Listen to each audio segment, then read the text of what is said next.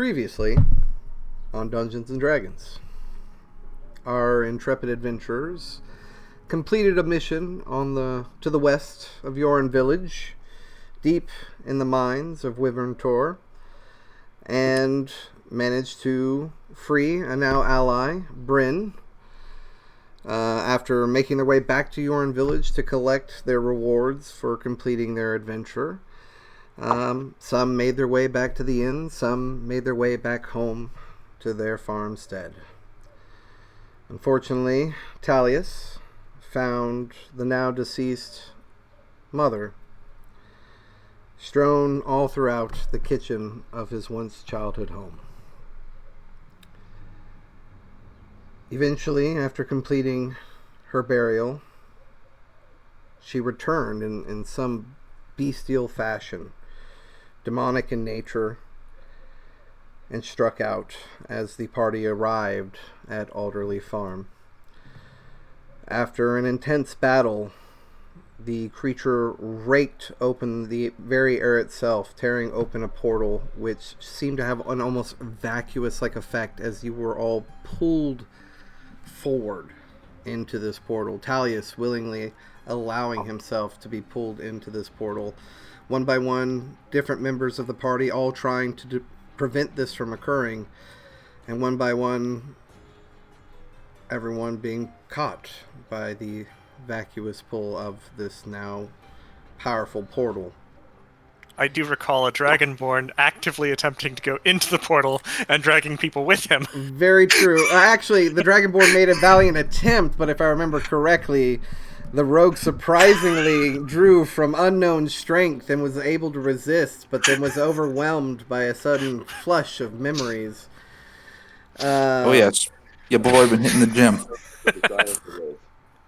And after most of the party, except for Syntharos, had made their way through the portal, for the most part, unwillingly, Syntharos regretfully hopped in the portal with a sense of disdain in his inner monologue. As you all arrived in the caldera that you found yourselves in within this almost desert and dirt and clay-like terrain, you saw standing there before you the creature that you once were fighting just a moment before, as well as an additional 4 different wretched creatures that slawed their way in your direction. As you all quickly and efficiently defeated these foes, you found yourself in unknown lands. Looking over the rock face escarpment that overlooked the entirety of what is now known to be Mezzakeeth Isle, you could see the sanguine wood forest of charred, almost blackened bark and crimson leaves sprawled all throughout the landscape before you, almost nestled within a valley formed by 2 mountainous regions kind of lining the west and east sides, creating an almost U-like entrapment on the other side with a rock face incredibly prevalent, almost like the mountain itself was reaching out claws or talons, curving back in your direction. And there, nestled furthest off, almost ingrained within the mountain structure itself, you could see a massive keep. To your west and east, you both, or all of you, noticed 2 large towers. And as you made your way down the mountainous region and made your way towards the sanguine forest, most of the party traveled westward to the western tower, and our new rogue traveled eastward to the eastern tower. Our party, heading westward, had a small encounter with a bit of undead creatures in the mountain range, and eventually made their way up to the western tower itself. As they approached, they heard a series of grumbles and groans originating from the point of ingress that they could see at the base of the ruins of the tower here.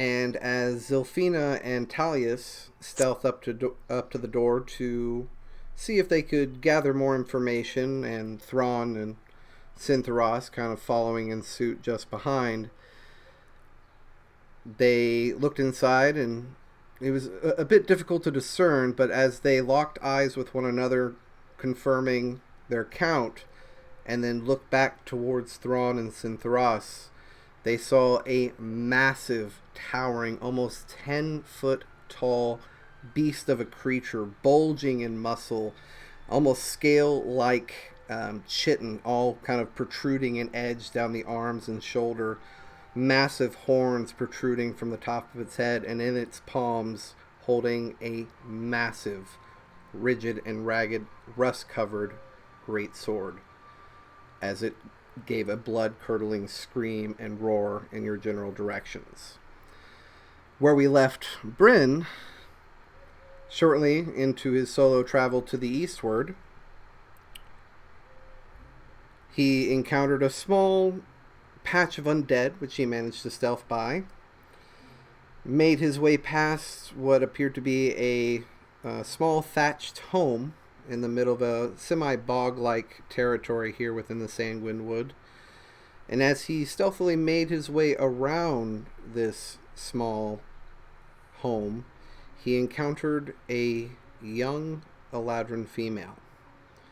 He quickly gave chase as she saw him and bolted in the opposite direction. He quickly, with his nimble speed, he managed to catch up to her, capture her, take her hostage, question her, and order her to guide him to her settlement and where she calls home.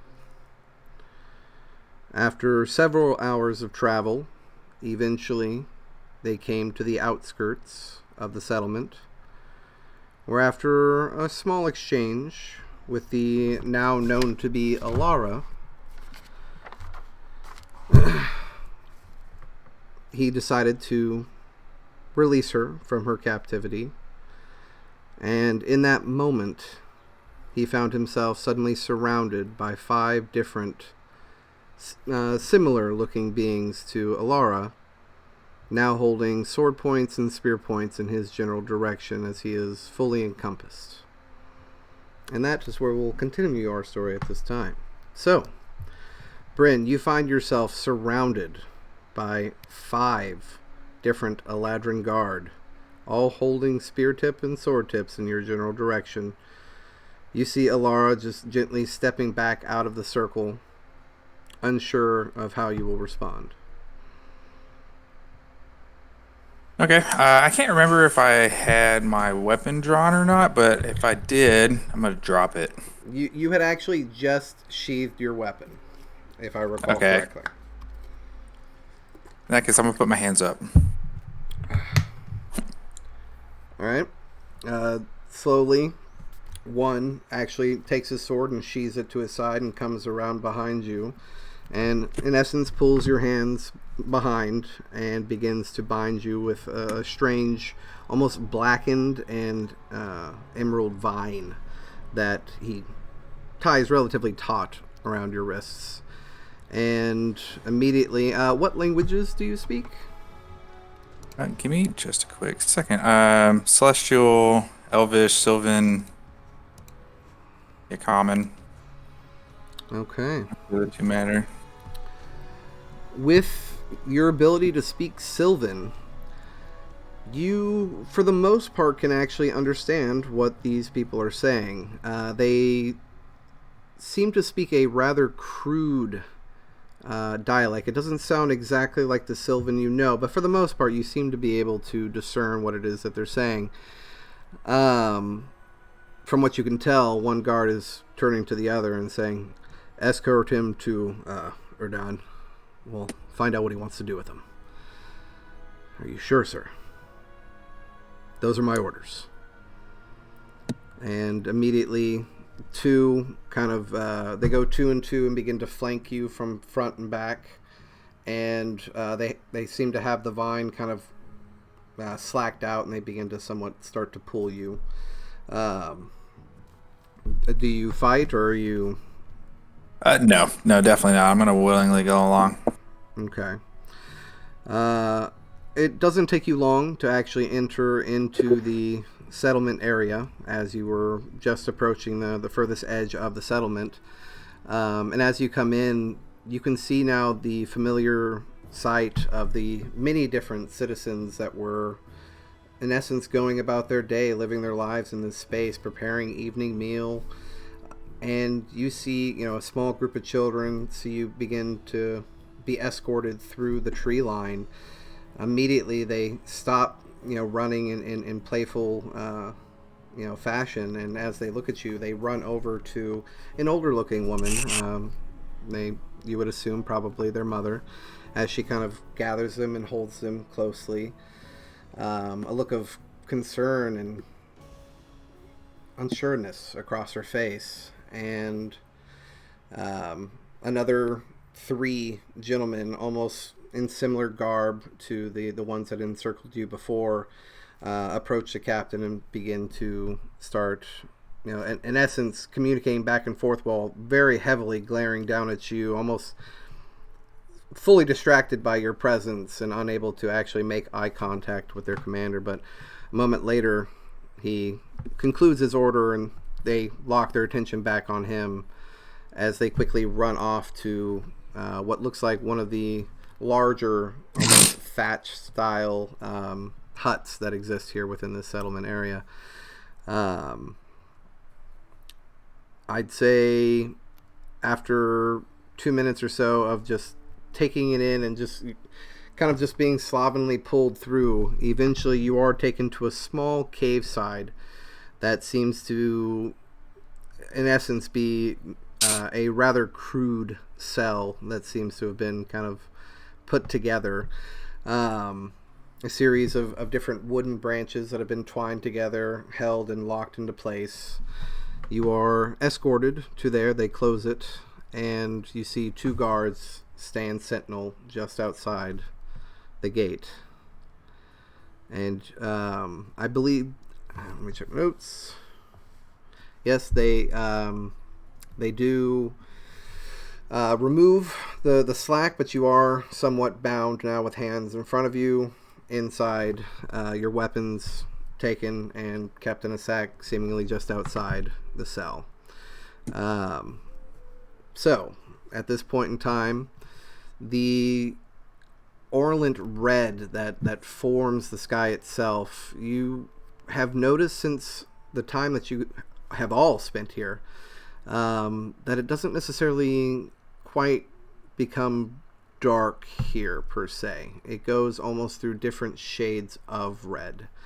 You've noticed that what would appear to be high noon or brightest time of day is usually a almost vibrant orange, and as it approaches what you would consider evening or night, it becomes a dark, deep crimson red.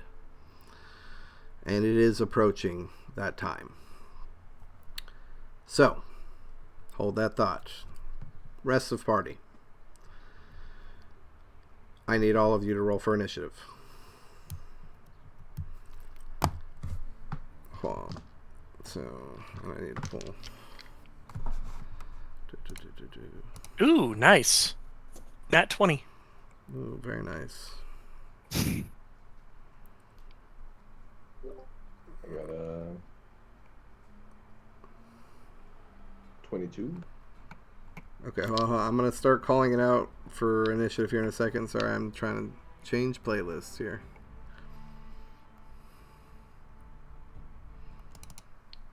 There we go. Okay, so pulling up my notes.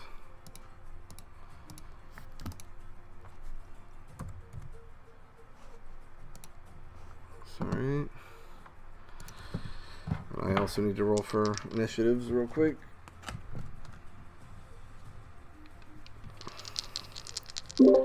I got a 4.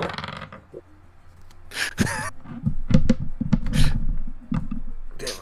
Alright, let's Man, Tal'Dorei. 10. Where on D&D Beyond do I roll that? There should be initiative, and then you click on the number. Yeah, right next to your armor class. Alright, so 10 aren't good at 9 plus. So 10. And then he's got a 10 plus. 14. And then that's 2 plus that's 10. Okay. So now I will ask 25 through 20. Here. Beautiful. 21 with a net 20. Beautiful. 22. All right, so Talius, and then Thrawn. 15 through 20 through 15. That buddy, okay. You wasted that nat 20, Joel. I mean, if something tied with me, it means I go first, but... No. And then 15 through 10. 14. Zill. And then no, he had a 4. Yeah, I had a 4. Guess I'll die. Don't die. All right, so 10 through 15. I got a 14. I have that already. So Okay. I'm sorry, 10 through 5. So yeah.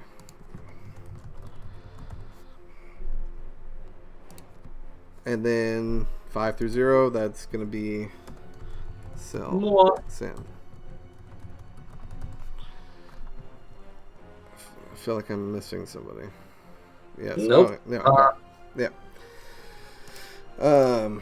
Okay. Before we begin, I just want to let you know, our Spaniard, I talked to him this morning, and he wished he could have continued this session, but due to the time zone, he pretty much bailed out.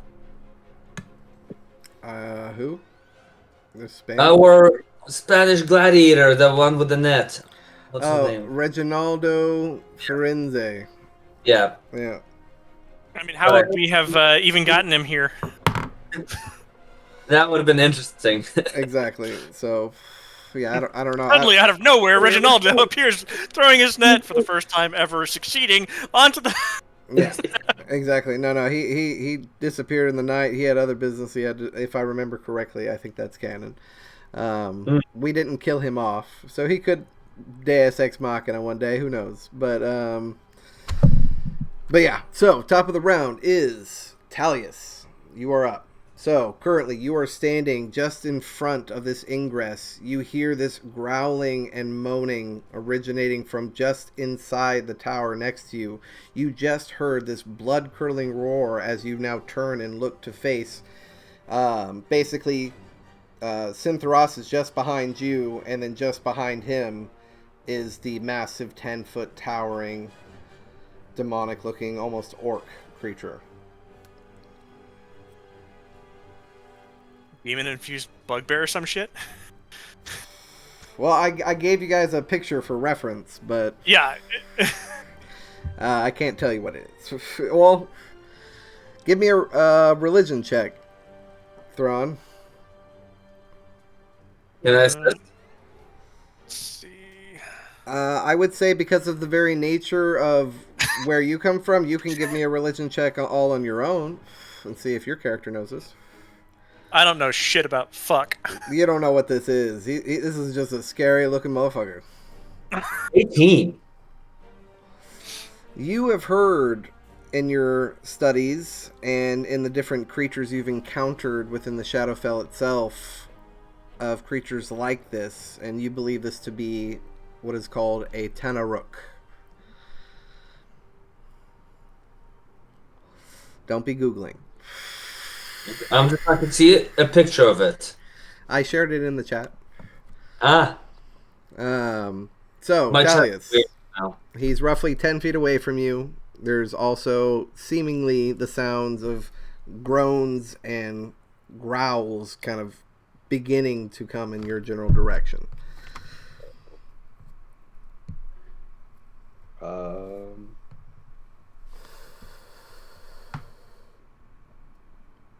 Who's the next person after me? Me. Correct. I think we completed a rest at some point here. There was a long rest before your journey up the mountainside. He's very hard to hear. So I think I have all of my bardic inspirations. I would say yes. Okay. I am going to try and inspire Thrawn. Okay. Which seems like the next person that's about to attack. Okay. And I will say... You got this, bud. Sorry. Emil is he is very quiet. He is a little quiet, but I think you can turn him up if you right-click on him. No, I already did, and he's so quiet. That's the problem. I'm gonna say... Oh, well. Look at this beast of evil and muscle. We must kick his ass and then continue our hustle. I like it. Take a dice of inspiration. Fantastic. That's 1d4 or 1d6? I think D8. I think you D8. get D8s now. Yeah, I was like, it's pretty Nice. Yeah. All right. And so that's your bonus action. You still have an action and movement. I'm going to move up against him and take out that rapier. Okay, so you're gonna kind of flank over past Thrawn and kind of triangular point towards the creature with Thrawn. Yes. Okay, you have technically enough movement if you want to try to like get behind him to flank him. Yeah, but I won't really be able to get a... Oh, wait. Yeah, let's do that. Yeah. Okay. Please give me flanking bonus. Yeah.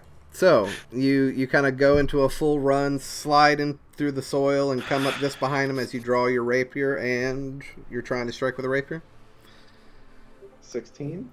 16 hits. So, and that was with advantage? With advantage. Oh, okay. Because he's now flanked. Yep. Just to see if you get the nat 20, you know. 18. Alright, that's still good. That still hits. So, yeah, go ahead and roll for damage.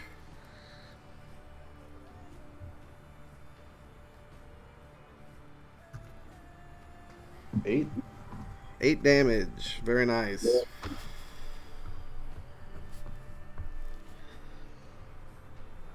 Beautiful. Alright, so that was about 20 feet of movement to get all the way behind him. And then bonus action. Is that going to be your turn? That'll be my turn. All right. Let's see. Just to clarify, are you directly behind him, or are you to his side? He's directly behind him to get the flanking. You have to be directly behind. Well, there goes my initial plan, but that's fine. I was going to use my breath weapon. Gotcha. All right. So instead, I'm just going to, get up all in this guy's grill and get him with my. He's already there. He's literally right behind you. You turn to face him. Yep. I'm just wondering why my Never mind. All right, so I'm gonna hit him with my Will of the Queen. Okay. And that sucked, but I have advantage, so. You turn and roar right back at him with a massive swing. 15. 15 hits. Fantastic. All right, let's. He's a big guy. He's not hard to hit. Yeah. So. All right. So I'm gonna do all of 3 damage. Wow, that sucked. And at the same time, I'm going to summon my spiritual weapon. Okay. So are you summoning it kind of just off to his left and your right? Yes. Actually, no, that would be where Syntheros... Actually, didn't I say Syntheros was behind him? So yeah, you would have actually had to have moved like 5 feet I thought that he and I were adjacent, but No, I think I said in the narration that Synthros was just behind Talius, you were just behind Zilfina. But either way, I'm it's going to not move that to get within melee range Exactly. first, and then so and basically just summon the spirit weapon to the other side of him. Obviously, it's not going to provide any flanking bonuses for us, but okay. next turn I got nice little bonus swings at him. So basically, he's in the enemy's in the center. Talius is just above. Syntheros is technically right here, so you would have moved just right here to strike with Will of the Queen. So, and that absolutely hit. How much damage was that? I'm sorry. 3. 3. What'd you hit it with? And the Tanaruk will give another roar in return, and actually in response, using his reaction to use Unbridled Fury, he's going to melee attack back at you, Thrawn. He gets advantage against the attacker. So, thank God, because that was a natural 1. And that was a 2. So yeah, neither of those. I don't care how much bonus. Yeah, that doesn't do shit. That doesn't hit. So he swings wide in fury. All right, so that's gonna be your bonus. Okay, so where are you summoning your spiritual weapon? Effectively, we've got 8 positions around him that we can fill. Correct. So what either to my left or my right, whichever's open. Okay. Is going to be where that's going to show. I wanted to know if you wanted it on the opposite side of the creature or just next to you. So no problem. So yeah. So to your right, you said. Yep. All right. Beautiful. So that's going to be that's going to be your turn. So next is Zilfina. You're on deck. Or you're up. Sorry. How far away am I from him?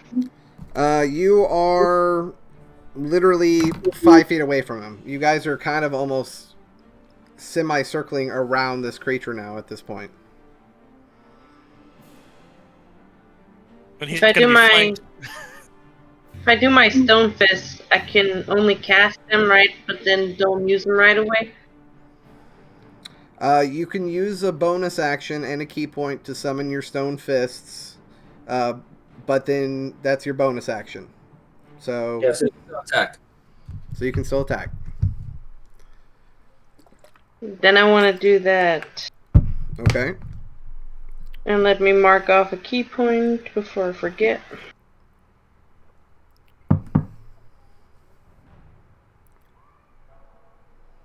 Alright, and then I would like to attack with my stone fist. Which is a D10 plus 3 according to my papers. Okay. So yeah. And then technically to hit, it's also plus your proficiency bonus. Because you're proficient at punching.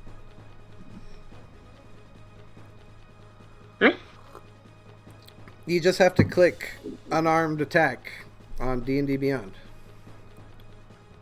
That is a D6 plus 3. Oh yeah. Well, we'll do the math.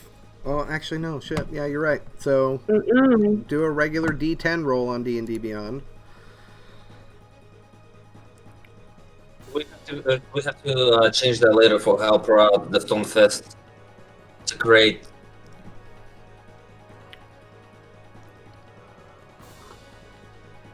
I'm not sure exactly how to do that within the mechanics of the website, but I'm sure I can figure it out. Yes, my dear. Yes, my dear. 10 plus 3. Nice. So 13 points of damage with the first punch, and since you used attack action, you can technically get a free secondary attack. So with the level 6, right? Yeah, but hold on. I get that. Technically, you need to roll to see if it hits. Because you haven't done that. My D20. Correct. Sorry. That's it's been too many weeks. That's what I was talking about with your unarmed strike. That should be the same.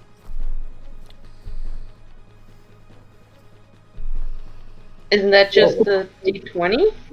Yeah, hit the 2 hit for unarmed strike. Yeah, like your unarmed strike where it says +3 to hit / DC.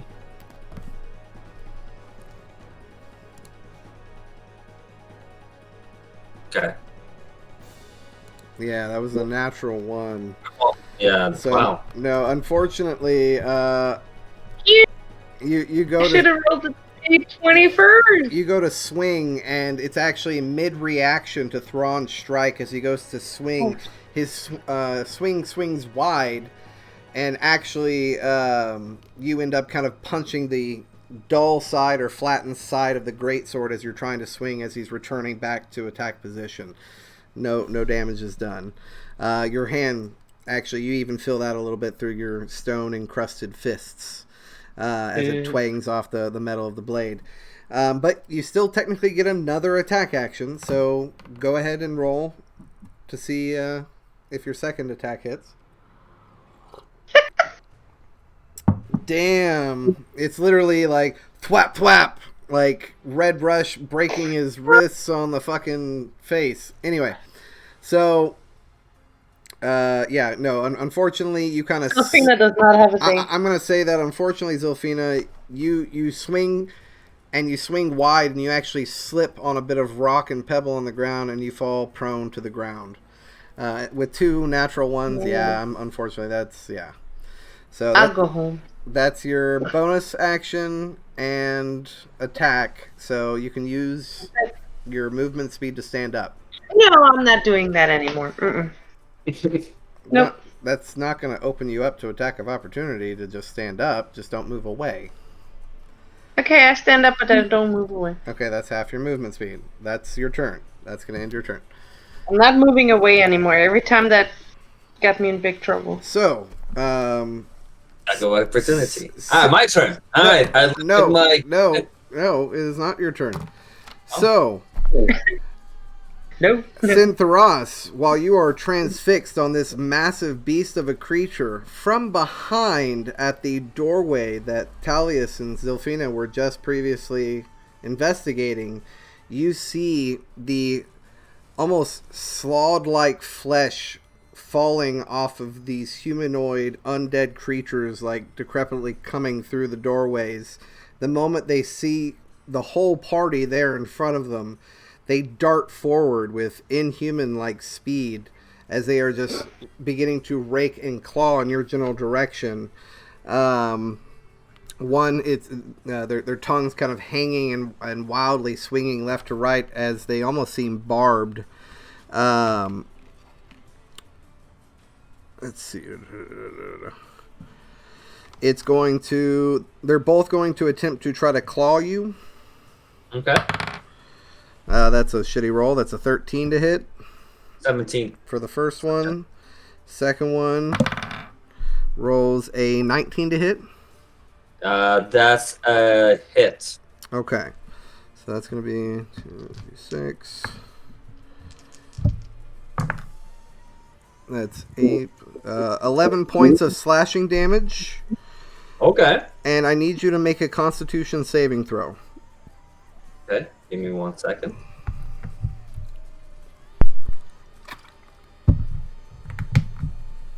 8. Great. Yeah, unfortunately, that fails. So you are now considered paralyzed for 1 minute. And you can repeat the saving throw at the end of each of your turn. Okay. So... that one fine and dandy. Okay. Hold on. Give me a second. And I would like to get the specifics to paralyzation for conditions. You are incapacitated and can't move or speak. You automatically fail strength and dexterity saving throws, and attack rolls against you have advantage. Okay. And so that's going to end their turn, followed by the other 2 creatures that are now, from what you can tell, seem to be just completely and utterly deceased, disgusting, rot-covered zombies just rushing towards Actually, they're going to rush towards you, Zilfina, as you are the other one that's closest to the doorway. So, the first one is going to attempt to slam into you. That's a natural one. It literally trips and falls onto the ground as it trips over a very similar looking pebble. And then the other one rolls a 15 to hit. My armor class is 15. That would hit then. So that's going to be 6 points of bludgeoning damage as it topples into you and just starts raking and clawing and trying to bite at you.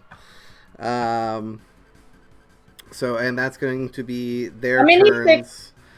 Synthoros, you're up. You are incapacitated, so you can't really do anything. But you can make a saving throw to see if you can break paralyzation. So give me another Constitution saving throw. 10. 10? That is exactly what you needed to break paralyzation. So you start to shake yourself free and shake off the effects of whatever that claw did to you. So that's going to be your turn, unfortunately. Talius, top of the round, you're up. Thrawn, you're on deck.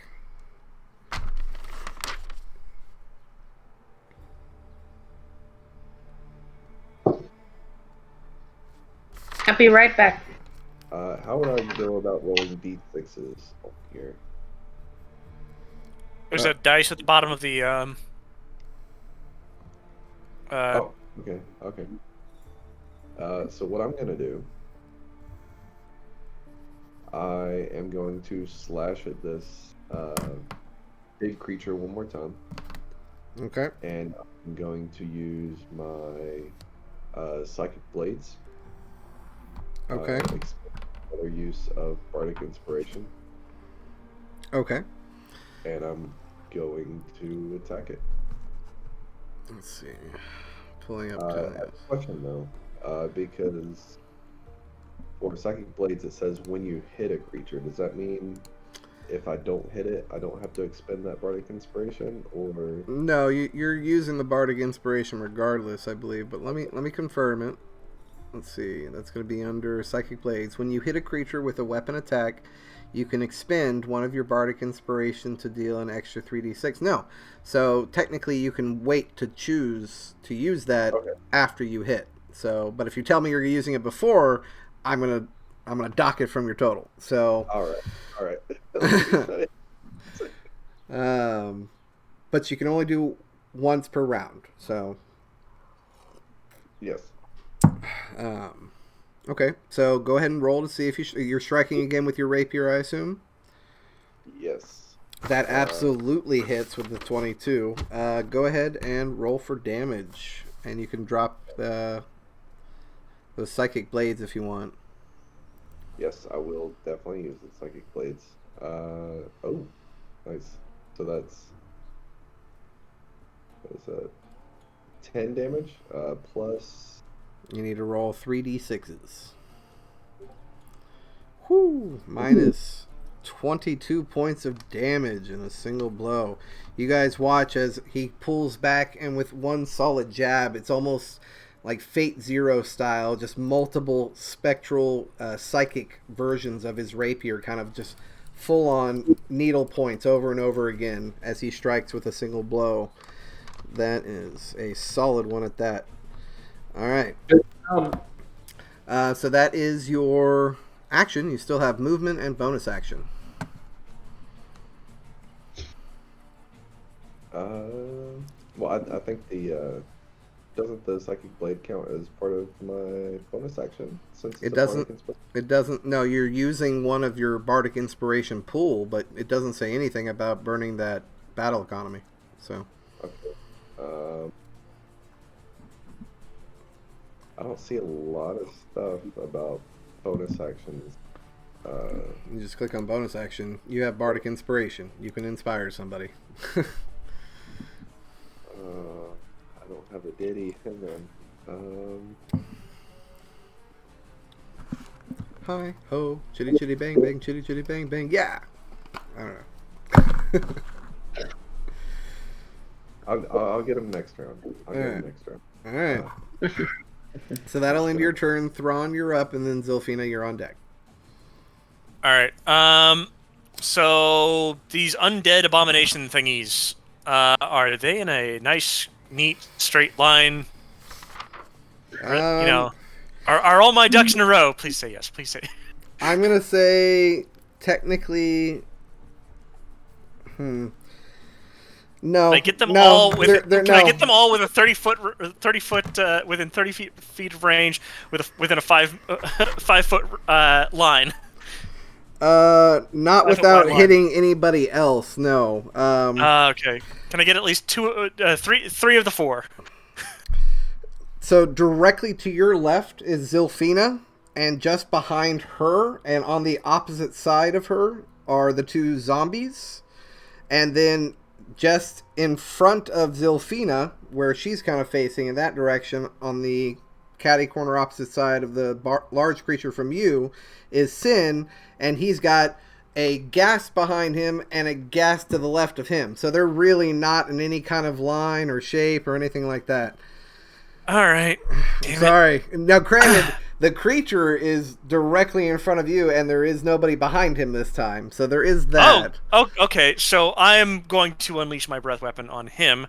He needs to make a dex saving throw. Okay. Of 13. That's actually not his greatest strong suit. So, that's a 5. Yeah. He's taking full damage, so there's a 3d6. And that sucks! Damn! What the fuck? I thought I had bed rolling. There you go. And what type of damage was that again? That was acid. Yeah, so he... Oh, wait. Thank you for letting me know. Okay, never mind. He takes full damage. So, full 3 damage as you manage to actually scar just above its cheek and its eye. It kind of sizzles a bit as the small acidic bout kind of splashes up on his face, and he just kind of shakes it off. I'm doing fuck all for damage. All right, and then I'm gonna follow that up with my spirit weapon hitting him over the head. You might need to read. Which that's a. Why did you piss off? I don't know, but I just rolled a 1. Oh, God. Yeah. You can reload something. The spirit weapon doesn't get advantage because he's flanked, right? Actually, he does. I will say that, because it's a melee attack. Yeah. Okay. That's better. There's a 19. I mean, these are not standard flanking positions, but you guys are literally in like a full half circle around this guy. Yeah. So Yeah. I'm going to allow it. So. And then full damage for the spirit weapon, so 11 points. Very nice, very nice. All right. That sucked. 3 points of damage. And just to confirm, are we going with the classic phallic shape, or is this just in the shape of the Will of the Queen? It is now taken on the shape of the Will of the Queen. Okay, so we Although see... it's like twice the size. Of course, yeah. No, I mean this is literally like Thrawn size coming down and just slamming down on him. He's trying to block with his greatsword, but you can actually see him kind of buckle a bit from the sheer blow. He definitely felt the brunt of that attack. So that is your action and bonus action. I'm assuming you're not moving. So next in the round is Zilfina. Well, you said I have one on the left and one on the right of me, right? You have one that is just behind you, and if you're diagonally facing the large creature in front of you, you have one just here to your diagonal left-right, and one just behind you, diagonal left-left, or back-left. Directly behind me. Correct. You are, in essence, flanked by the great creature and these 2 zombies. And the great I'm creature pissing it is off, like so it right in attacks front me. of me. Do what? I said the great creature is right in front of me. Correct. And I have a action, then I have an unarmed strike. Through that, I get another action, or attack. I mean, Mhm. and then I have the bonus action, which I can use for another attack because I'm level 6. Correct. And if you wanted, you could use that bonus action with a key point to cast Flurry of Blows to get 2 attacks with your bonus action as well. So you would be capable of doing 4 punches in a single turn. Now I'll stick with the 3. Okay. You also have your other disciplines as well that you can do. Don't forget about those. Probably not the best for where you're at right now and the way everyone's Yeah, that's why positioned. I'm like having all these question marks above my head. I'm like, no. Alright, then I want to try to do the first punch to either side behind me, and then the second goes to the other one on the opposite of this guy that I just punched. Okay. And then the third one I want to do against the big guy. Okay, so your first punch is basically your first 2 punches are going to be the guys behind you. The last one's you're going to turn around and go back for the big like guy. you know, turning and going. I'm tracking. So go ahead and roll for the first 2, and then we'll do the damage on those, and then we'll get to the big guy.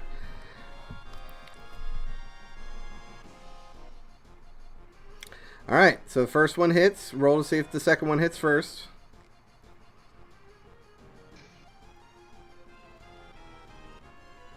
So second one.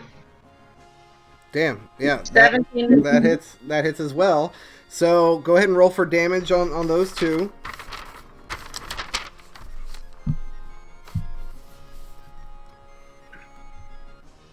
Plus, what did I say? 3 plus 3, right? So that's 6 Okay. for the first one. And then roll for damage on the second one. Want to keep it even. 6. Of course. Excellent. Alright, So and then you immediately turn with your fists covered in stones from the terrain around you, and with one solid spin, you mid-air smack across both zombie chins as their tongues go flailing wide. The second one actually loses a chunk of its jaw and it goes flying off. As you settle, turning back towards the big guy, go ahead and roll another attack against the big guy. See if that hits. 14. Just barely hits. Go ahead and roll for damage.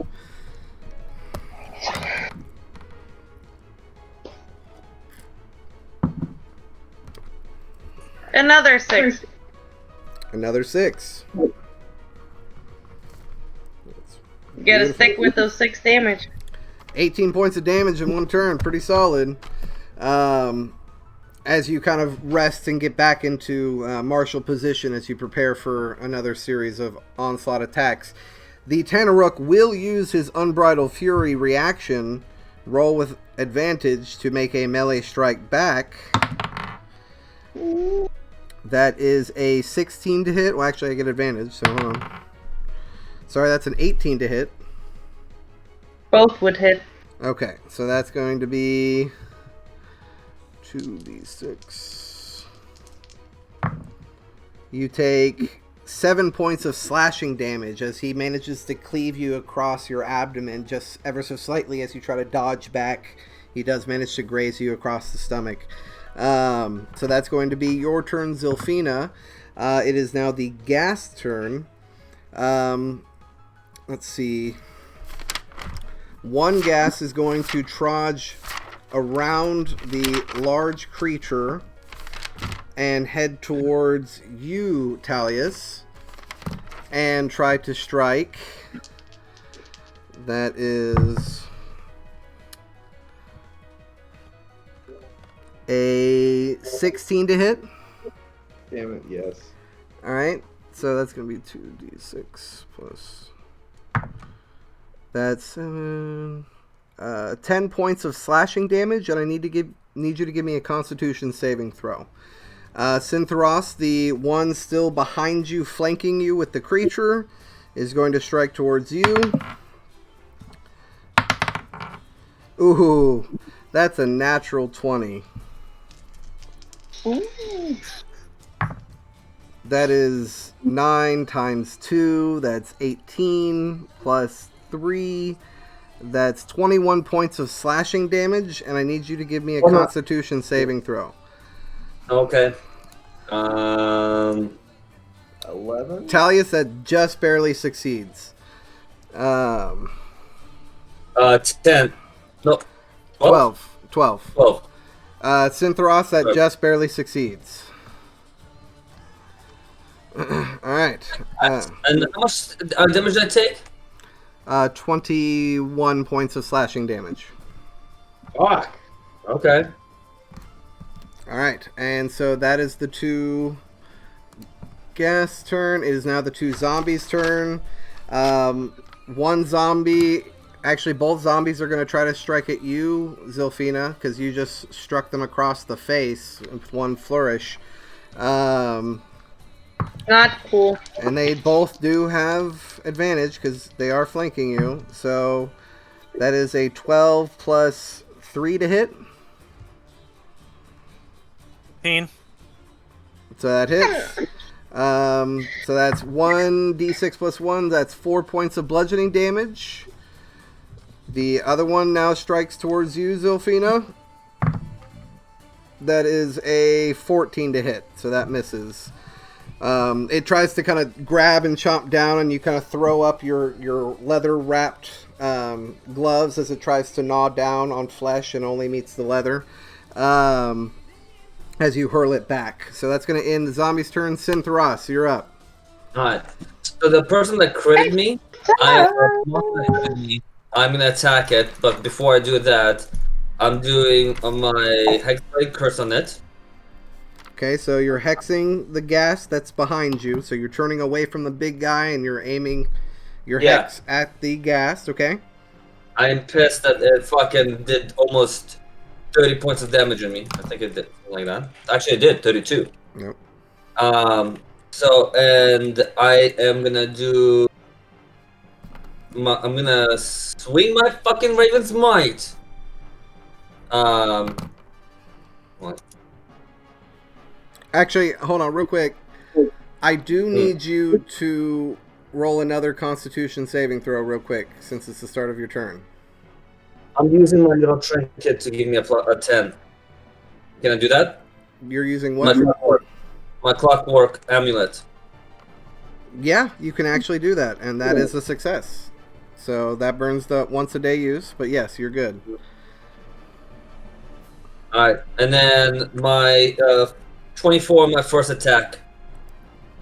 24 absolutely fucking hits. Okay, and then so I am flashing it, and then I'm using my bonus spell of where the fuck is it? Brandishing Smite. Yeah, and I'm So adding. that is a concentration spell, you are aware. Running smite? Yes. I thought it was next time you hit a creature with a weapons attack before this spell ends. Correct. One action concentration up to a minute. Correct. Okay. While the spell is in effect, Okay. it is a concentration spell. Okay. So Hex is also a concentration ability. Okay. So do you need me to do concentration check? In essence, I'm trying to avoid you burning 2 spell slots at once because technically the No, because the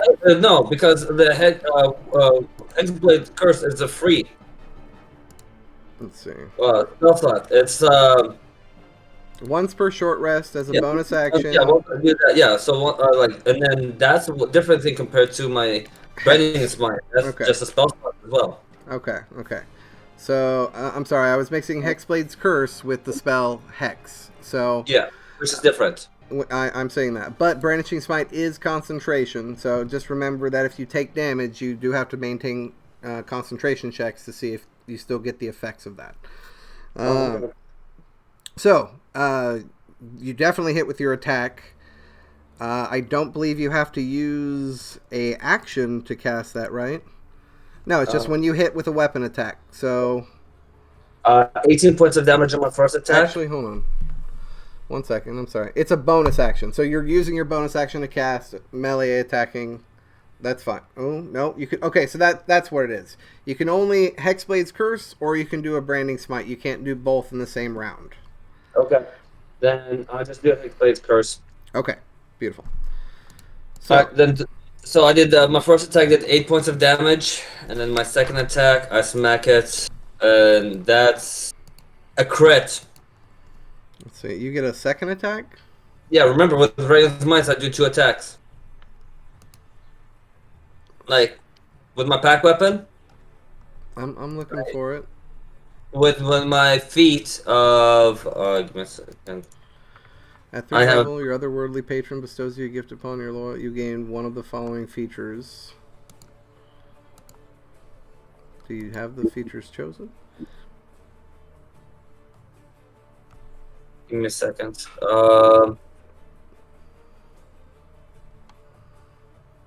Improved pack weapon. Your pack weapon is against plus bonus 1 to attack rolls. And then Thirsting Blade, where you can attack with your pack weapon twice whenever you take an attack action on your turn. Okay. Yeah, I have a Thirsting Blade evocation. Ah, okay. Yeah, because I'm looking for that, and it's probably in features and traits. Yeah, that's features and traits, and that's with the player handbook 111. Yep, prerequisites level 5. Pack the blade feature. You can attack with your pack weapon twice instead of once when when you take the attack action on your turn. So, yep. Beautiful. Looking at Excellent. it right. All right, guys. Looking at it right now. So you get two melee attacks. All right. So first one hits. You did 8 points of damage. You said. Yeah, and the second one I critted 29, very much. Very nice. Hell yeah. So roll those dice. Okay, so I'm trying to see if will it affect my crit, like when I do my slash? All dice rolls are doubled. 14. So 14. So that would be 16 plus 6, because you rolled an 8. Yeah, so 16 plus 6, so 22. Okay, but don't you also get to add additional dice because of your Hexblade's Curse? I thought maybe no. So once per Hexblade's Curse, 1 minute. Curse targets you gain plus 3 to bonus damage rolls. So okay, hold on a second. So yeah, you get the extra 3. Yeah, so add 6 for my first one. So because I didn't add the 3. So 11 the first time, and then 25 the second time. There you go. Thank you. Yeah, I just want to make sure you're getting all your damage points, man. So that's 30 points of damage on that thing. So that was 17 on the second one. All right. No, yeah. So the first one was 11 because I hit 8 plus 3. I got that. Yeah. The second one I rolled an 8, Plus doubled it, 16 yeah. plus 9, so 27. Damn. How do you want to do this?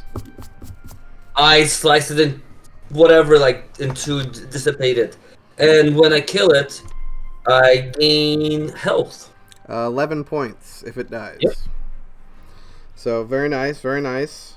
And then once a creature dies, once it when it dies, I can have it go to the next character, like next enemy nearby, right? Or is it later on? That is Hex. That is not Hexblade's Curse that does that. Give me 1 second. It's been such a long time. I know.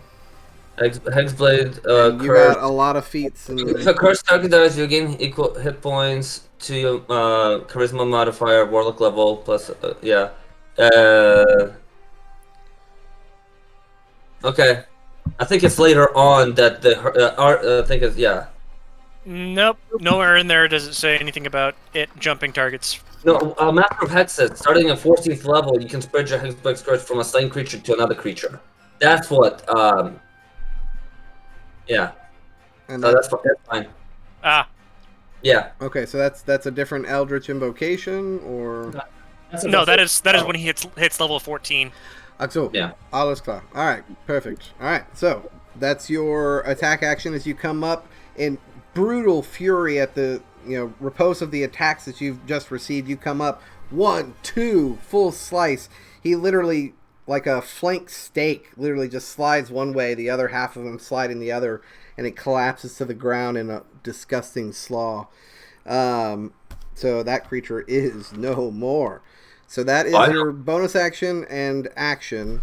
I assume you turn to face the large creature once again, or the zombie that's one of the two zombies that are attacking Zilfina. Either or. I'll help Zilfina out. Okay, so you kind of ready yourself for combat as you face the zombie closest to you by Zilfina. Okay, so that's going to be your turn. Next is Talius. Talius, if you'd be so kind, can I please have a Constitution saving throw?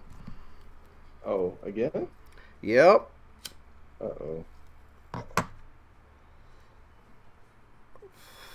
Oh, thank God. I thought that was going to land on the 3. 21? That absolutely succeeds. You manage to bulk off the disgusting odor that seems to be emanating from this creature that has just run up behind you. It is putrid. It is taking everything you have to not just throw up anything and everything that could possibly be in your stomach if you had eaten. But you managed to succeed. So, your turn. What would you like to do? I really don't want to get hit by this big guy, but I'm tired of these Constitution throws. I will stress that you are immune to the effects that you just rolled against for the next 24 hours. Ooh. As are you, Syntheros, to that particular effect. Okay, Guys, just to remind you, I'm a cleric, and we're fighting undead. Yep. Guess what I'm going to do on my next turn? Yep. Don't focus on the zombies. Okay. I'm going for the guy. Well, you hope that they're within the right challenge rating, I'm sure. But Well, yeah. But I'm going to give us some breathing room. Good call. So, Thalius, what would you like to do? I'm going for the big guy. One more time. All right. Go ahead and strike. Ooh. Oh, yeah, that absolutely hits. And are you dropping another Psychic Blade into this? Why not? Why not? All right, so roll for standard damage first. Nice. 8 plus an additional 3d6, if I remember correctly.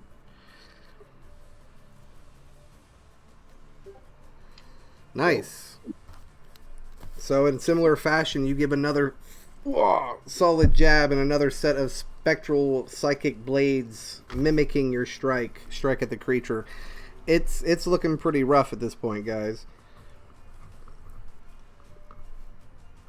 All right. So that is your action. You still have bonus action and movement.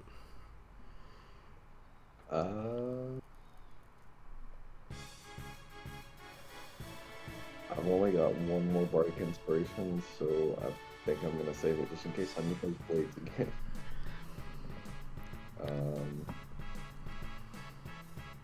Yeah, that's gonna end my turn, because if I move, I'm gonna get hit. All right. So that ends your turn. Next in rotation is Thrawn. Zilfina, you're on deck. Yep. All right. So channeling divinity, turn undead. Everything that's undead has to make a DC 14 Saving throw. Okay. saving throw, wisdom saving throw. Okay. And just to confirm, that's just undead, correct? Just undead. And do you affect a certain challenge rating automatically? Each undead that can see or hear you within 30 feet must make a wisdom saving throw, DC 14.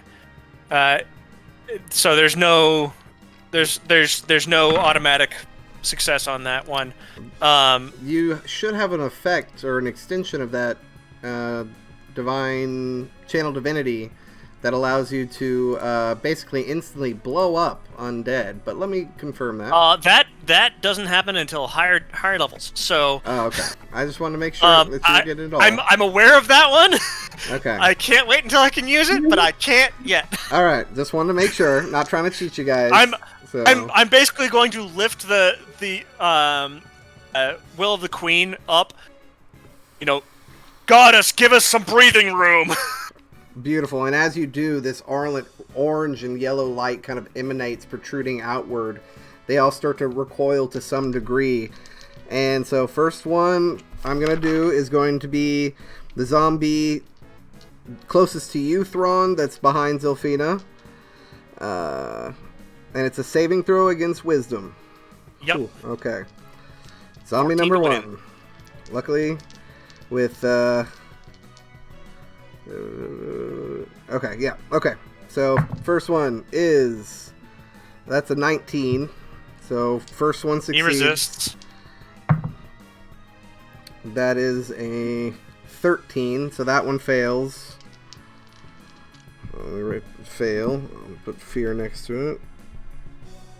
And then now the next one would be the Ghast that's opposite on the side of Talius. Ooh, that's a natural 20, my boy. Okay. So people are still going to get reactions against the one that's going to flee, so... Correct. So that one is immediately going to try to run away when it can. Alright, and then as my bonus action, I am going to use a level 2 healing word on Synthros. Okay. So get 15 health points back. Beautiful. As the light kind of coalesces, it almost kind of gathers within the actual blunt end of Will of the Queen as you lurch it forward. The light launches towards Synthros, and as it hits you, you are reinvigorated and healed from a great deal of your wounds. So, Zilfina, you're up. I cannot hear you. I said I still have my stone fists, right? Correct. Yep. So, and one guy is dead, the little one of the little ones. No? No, one of the ghasts. One of the ghasts that was attacking Synthros is dead. So I technically still have the 3 around me? You still, well, you have Synthros, who's kind of just off to your left. You have the big guy that's right in front of you, and you have 2 zombies that are kind of just behind you. Yeah, just like earlier. Correct. Yeah, I want to do that whole chipping again. Full roundhouse kick combo again. Okay, so go ahead and roll to see if you hit for the 2 zombies first. That's a 14 plus 6. That absolutely hits on the zombie. And then roll for the next one. 17 plus 6. That absolutely hits. So go ahead and roll for damage for those 2. Oh, sorry. Moment. Did you roll to hit again? Well, I thought I was supposed to, but then you said damage. It's fine. All 3 hit. So even when you hit the big guy. So roll for damage for the first 2. You did. That's a D100. Yeah, ignore that. I'm sorry. All's good. Alright. So the first one is a Cool. 13. Minus 13. The next one is a 8. Beautiful. One of those you rolled a D100. Yeah, I know. That's why I was like, no, that's definitely It was not right. an accident. And then go It's ahead, right underneath it. and then go ahead and roll for your solid punch towards the big guy, because you did hit with that 3rd strike already. So Oh, sure. Okay.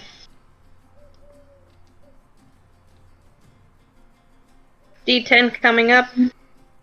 4 plus 3, that's 7. beautiful. Yeah, he is looking really rough. He actually bouts out a bit of black vitae that just kind of pours out of its mouth. So that is your action, free action, and bonus action attack. How much was that? 13 and an 8, right? You did 13 21 points plus 8 points plus 7 points of damage. 28. Monks are dope monk shit, man. They do a lot. Good job, Sylphina. Good job. Oi, oi, oi. All right, so That's going to be Zilfina's turn. It is now the gas turn. It is going to try to turn on you, Talius, and try to strike again. Although it is going to move just behind you, like efficiently, to ensure that it gets advantage with the flank. So that is a 19 plus 5 to hit. That's 24. Oh, yeah. So that's going to be 2d6 plus 3. Does any one of That's us look like we have a 9. 25 That's class? 12 points of slashing damage, and I need you to give me a Constitution saving throw.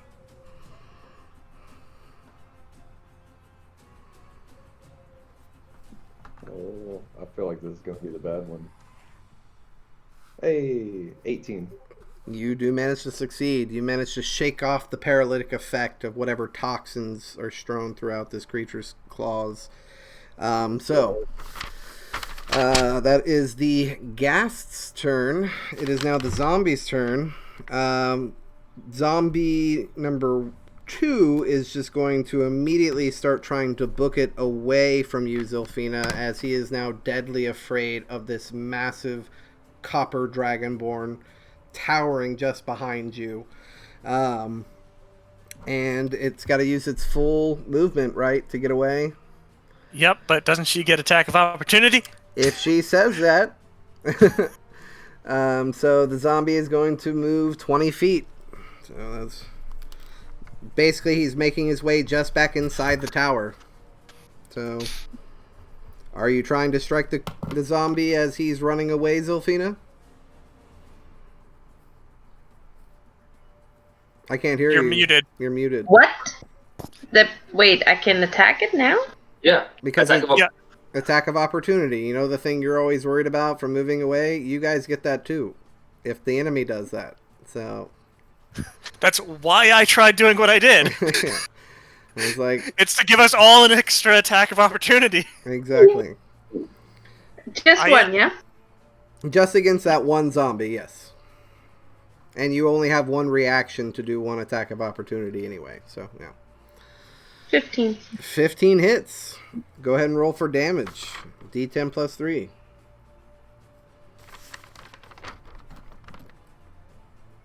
Oh, no, only 4. Okay. Oh, shot. That's fine. You actually managed to... it's less of a punch and more of a slam down. You actually hear the bone of the arm kind of out of the socket as it begins to kind of slaw and hang off the edge as it waddles inside the door. They're both looking pretty rough. And then, for clarification, damaging these do not break their fear. So, I didn't think it did for the channel divinity. There are some spells that specify that an attack would, but I don't think that does. So. That's why I'm saying it. I know. I appreciate that. And then so the other zombie, recoiling no longer from the emanating light of your channel divinity, it is going to actually move closer towards you, Thrawn, and Zilfina, because you've already used your attack of opportunity. You would not be able to strike the zombie. And it now currently has you flanked, Thrawn, as it's going to try to attack you. As it slams into you, that is a 15 to hit. Nope. Okay. So, yep, that's its action, movement. That's all it's going to do there. AC 17 for the win. Yeah, very nice, very nice. And then, so that's the zombie's turn. Syntharos, you are up, and then Talius, you're on deck.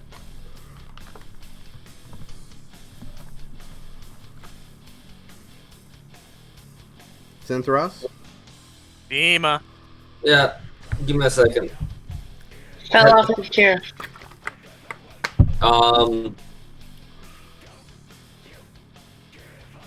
Give me a moment.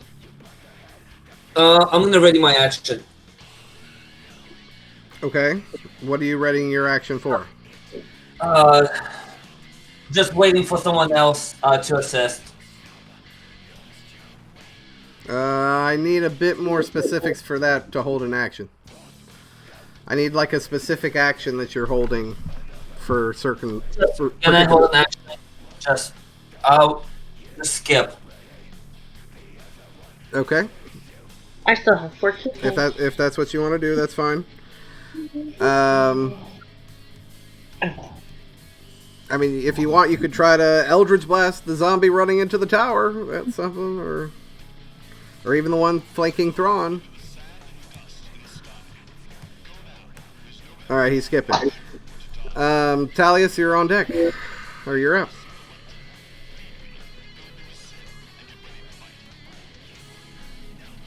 I cannot hear you. Is it something I can help with?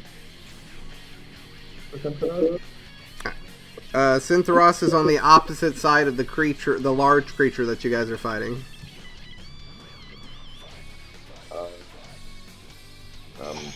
Just gonna whack him again. Say that again? You're really hard to hear. I'm sorry. I'm gonna hit him again. All right. Wait, are you hitting the ghast or? Oh no, you said again, so you're hitting the other guy. With a dirty 20, that absolutely hits. That's 7 damage. 7 points. Are you dropping another psychic blade or no? No. Okay. I'm gonna save it. All right. So that's going to be your action. You still have movement and bonus action.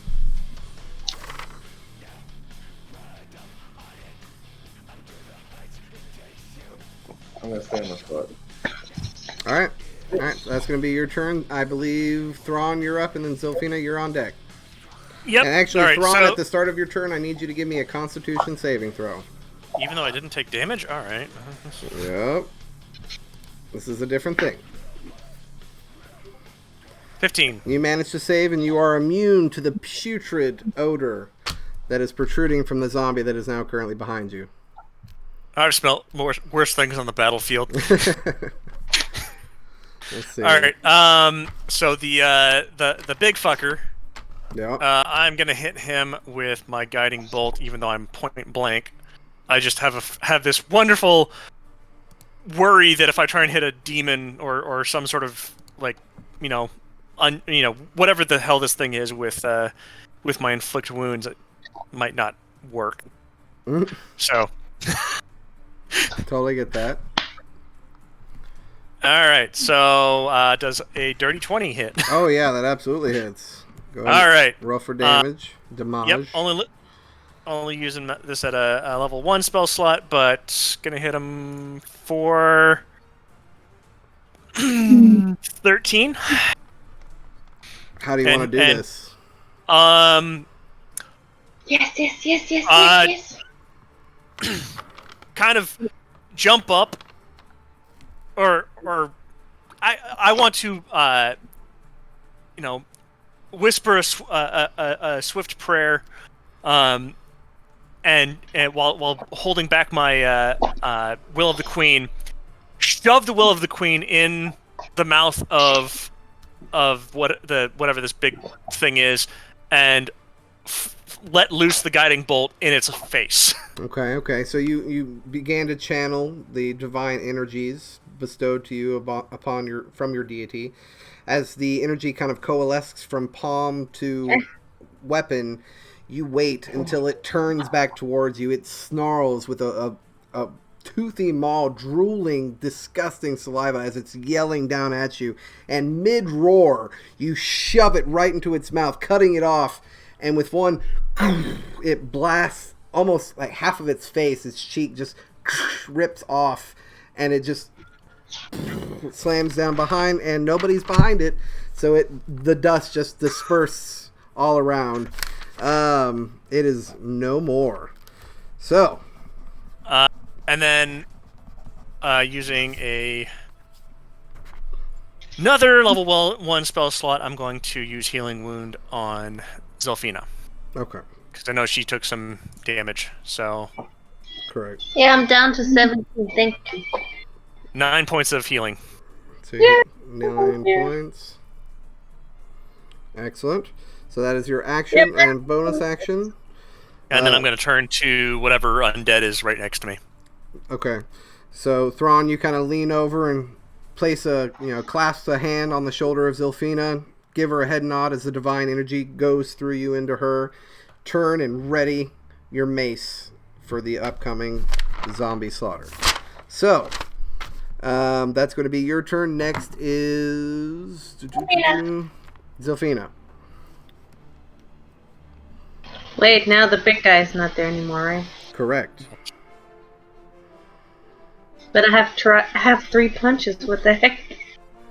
They You can can use them all on all on the one thing that's still remaining next to. Are there 2 undead left, or there's 1? There's a ghast behind Talius. There's a zombie behind you, Thrawn, and there's a zombie that is still running inside the tower. Actually, just to confirm, do they get to make saves every time it's their turn at the end of each of their turn? Let's see.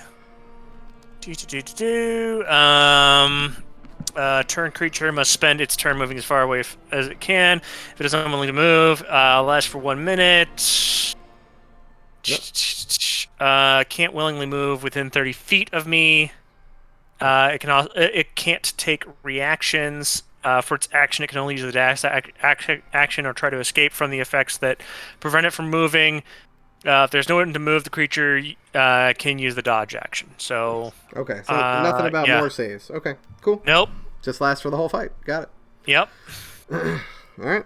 So, Zilfina, you're up. How far are 2 away from me that are still out there? There's a zombie that is directly in front of you and just to the right, because Thrawn's right in front of you. He just laid this blasting blow against a large creature. He turned towards you and healed you, and then kind of is now facing you and the other zombie that is, and turning towards the zombie that's just next to him. So you could technically strike right in front of you without moving. Okay, and what was the other guy? What is it? What did you say? Gas? A ghast. So looks something like this. Ew. Yeah. How far away is he from me? If you run 15 feet and move just next to Talius to his left, you would be in melee range of the creature.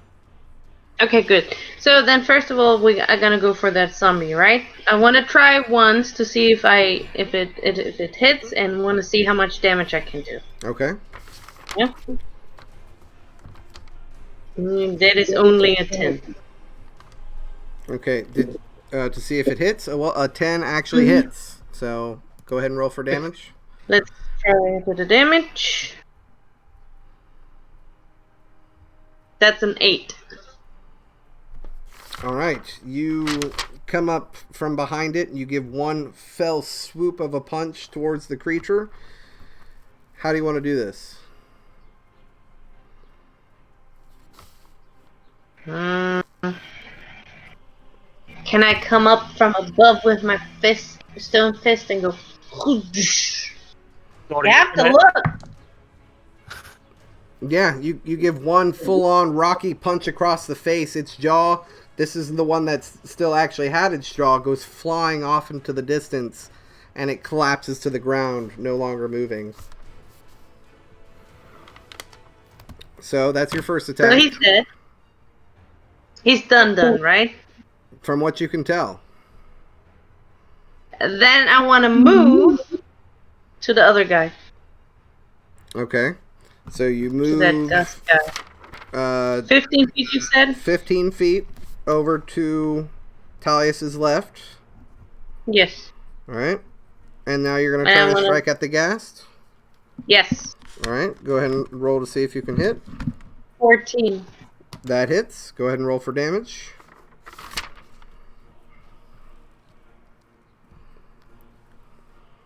Five 5 points of damage.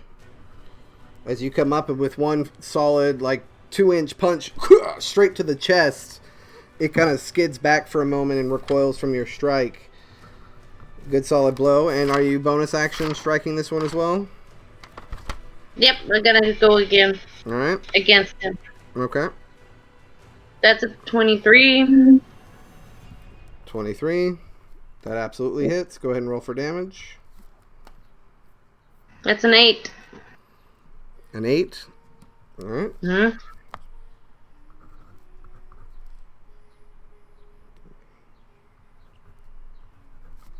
All right. That's Guys, all I got. this is a really creepy The track. song. Yeah, I know. Yeah, this track is like something like, wow, this just got. It just got super eerie.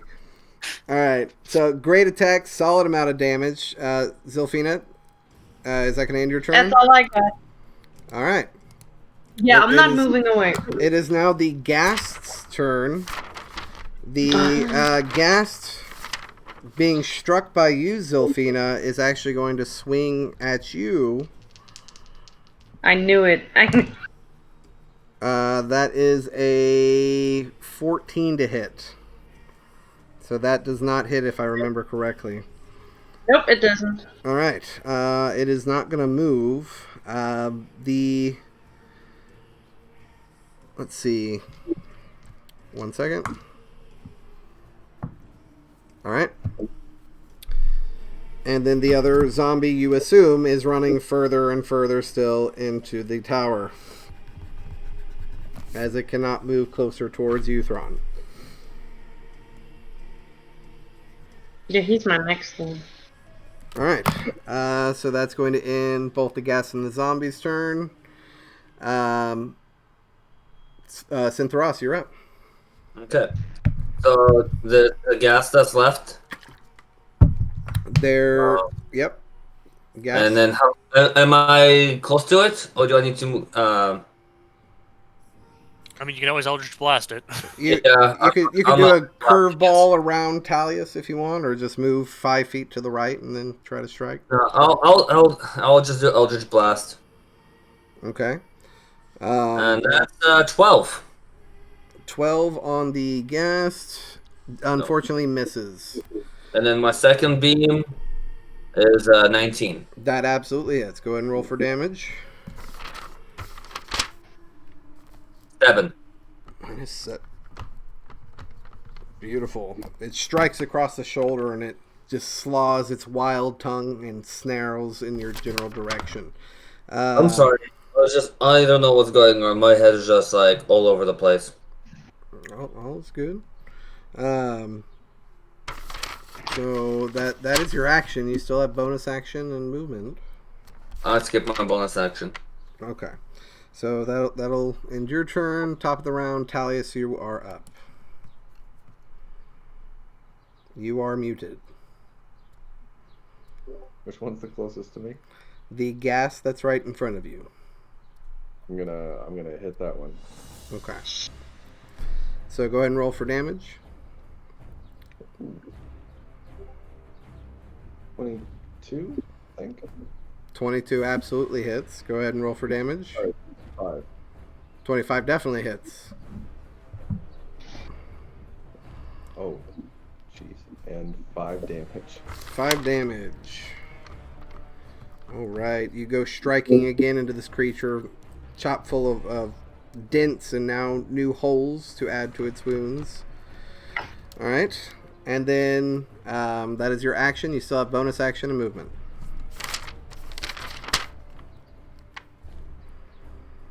I think that's it for now. Alright, Thrawn, you're up, and then Zilfina, you're on deck. I'm going to use Sacred Flame on the. Actually, is the is it zombie or a gas that's running away?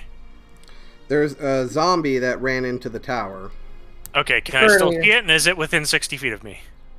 15, 20.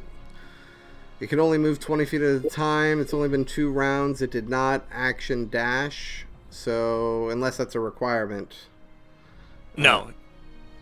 And then technically, it made itself roughly 40 feet inside. If you give me a quick perception check, do you have dark vision? Because of the helmet that I'm wearing, or the goggles that I'm wearing, yes. Okay. Yeah, that's right. I forgot about them. So then, give me a quick perception check, standard straight, See if you can actually discern in the dark silhouetted area. 16. 16. Yeah, you can. You feel that you would be able to strike him from this distance. All right, Sacred Flame. It needs to make a Dex 14 saving throw. Oh, that's a natural 1. Yep. So it's going to get hit with 9 points of damage. Doubled because I believe it is. Actually, it doesn't have a No. vulnerability to radiant. So yeah, it's just it's dead. Yay! It's running.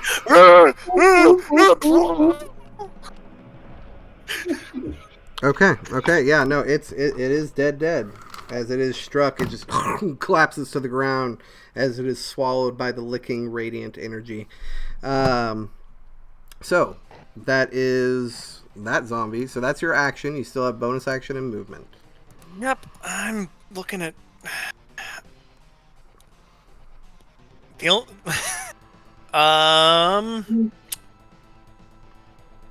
the ghast. Who's it closest to? Who's it facing right now? It is facing Talius and Zilfina, and technically your spiritual weapon. Oh, I thank you for reminding me. I forgot about my spiritual weapon. You're welcome. All right, my spiritual weapon's gonna attack it because I keep on forgetting it's there. Mm-hmm. No problem. Go ahead and strike with your spiritual weapon. All right. So that would be a 19. Oh yeah, that absolutely hits. And it's going to be 10 points of damage. Whoa, that was a rough blow. Boy! He is looking pretty rough, as literally there's almost a concave indention from the massive spectral form of the mace striking down.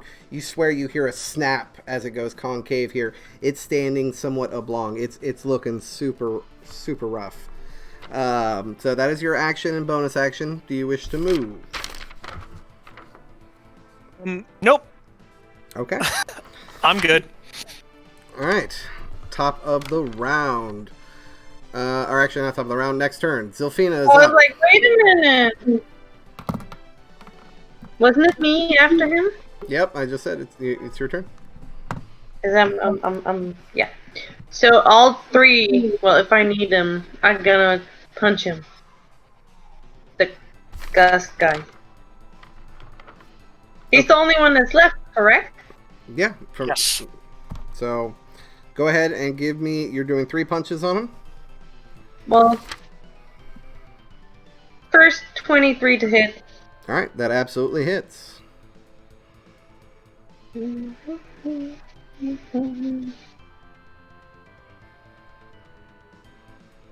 only a 4. 4 points of damage. How do you want to do this? Oh, He's roughed up like nobody's business. I'm like already rolling for the next to hit. This time I want to punch this guy straight in the stomach to make him go ooh. Okay. You literally come up with a full slide punch, and you actually break through flesh as the stone breaks through the surface. You can feel just the pool and soup of the nasty insides of this creature as you slaw your hand back out. You watch kind of rotted intestines and just disgustingness pool and pour out as it collapses to the ground, no longer moving. Thrawn, can I please glad I already ask for a perception check from you? From me? Correct. All right. I killed 2 of them. 19 plus 3, 22. You hear a slight bit of movement rustling just behind you. That's all you get with that. So, next in the rotation, actually technically Zilfina, if you'd like, give me a quick perception check. Per script or who to what? Perception?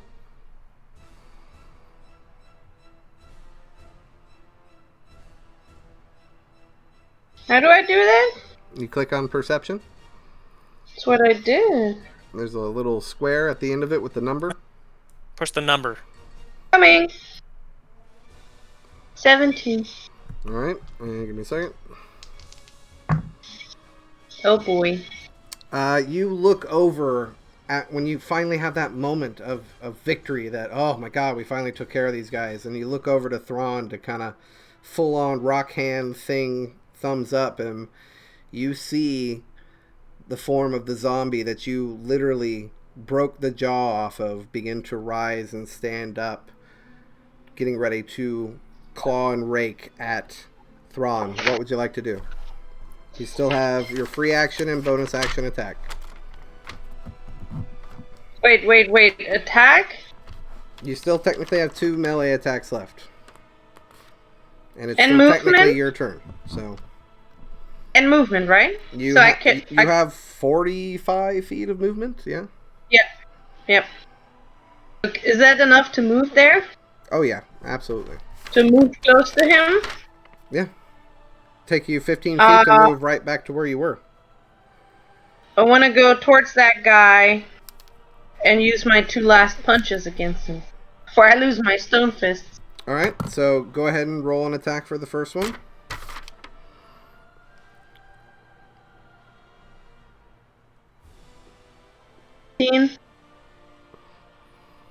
15 absolutely hits. You don't even need to roll for damage. You give it another solid across the other side of its head this time.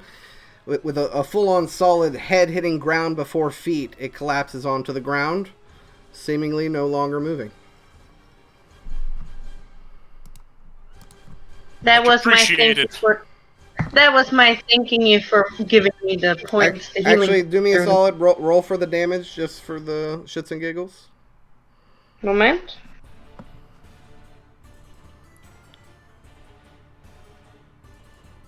Nine plus 3 is 12. 12, okay. It seemingly isn't moving right now. Oh, you don't tell me it's still alive. I have one more punch to give if it's still alive. If you'd like to try to strike it again, that's entirely your call. I want to try that. Okay? I want to try it. Okay. So while it's down on the ground, you get over it and you give another solid punch down. And it's prone, so you do have advantage on the attack. I rolled a 14 to hit. You can see if you got a natural 20 if you roll again. Oh, come on now. It's 12. So a 14 does hit though, so roll for damage.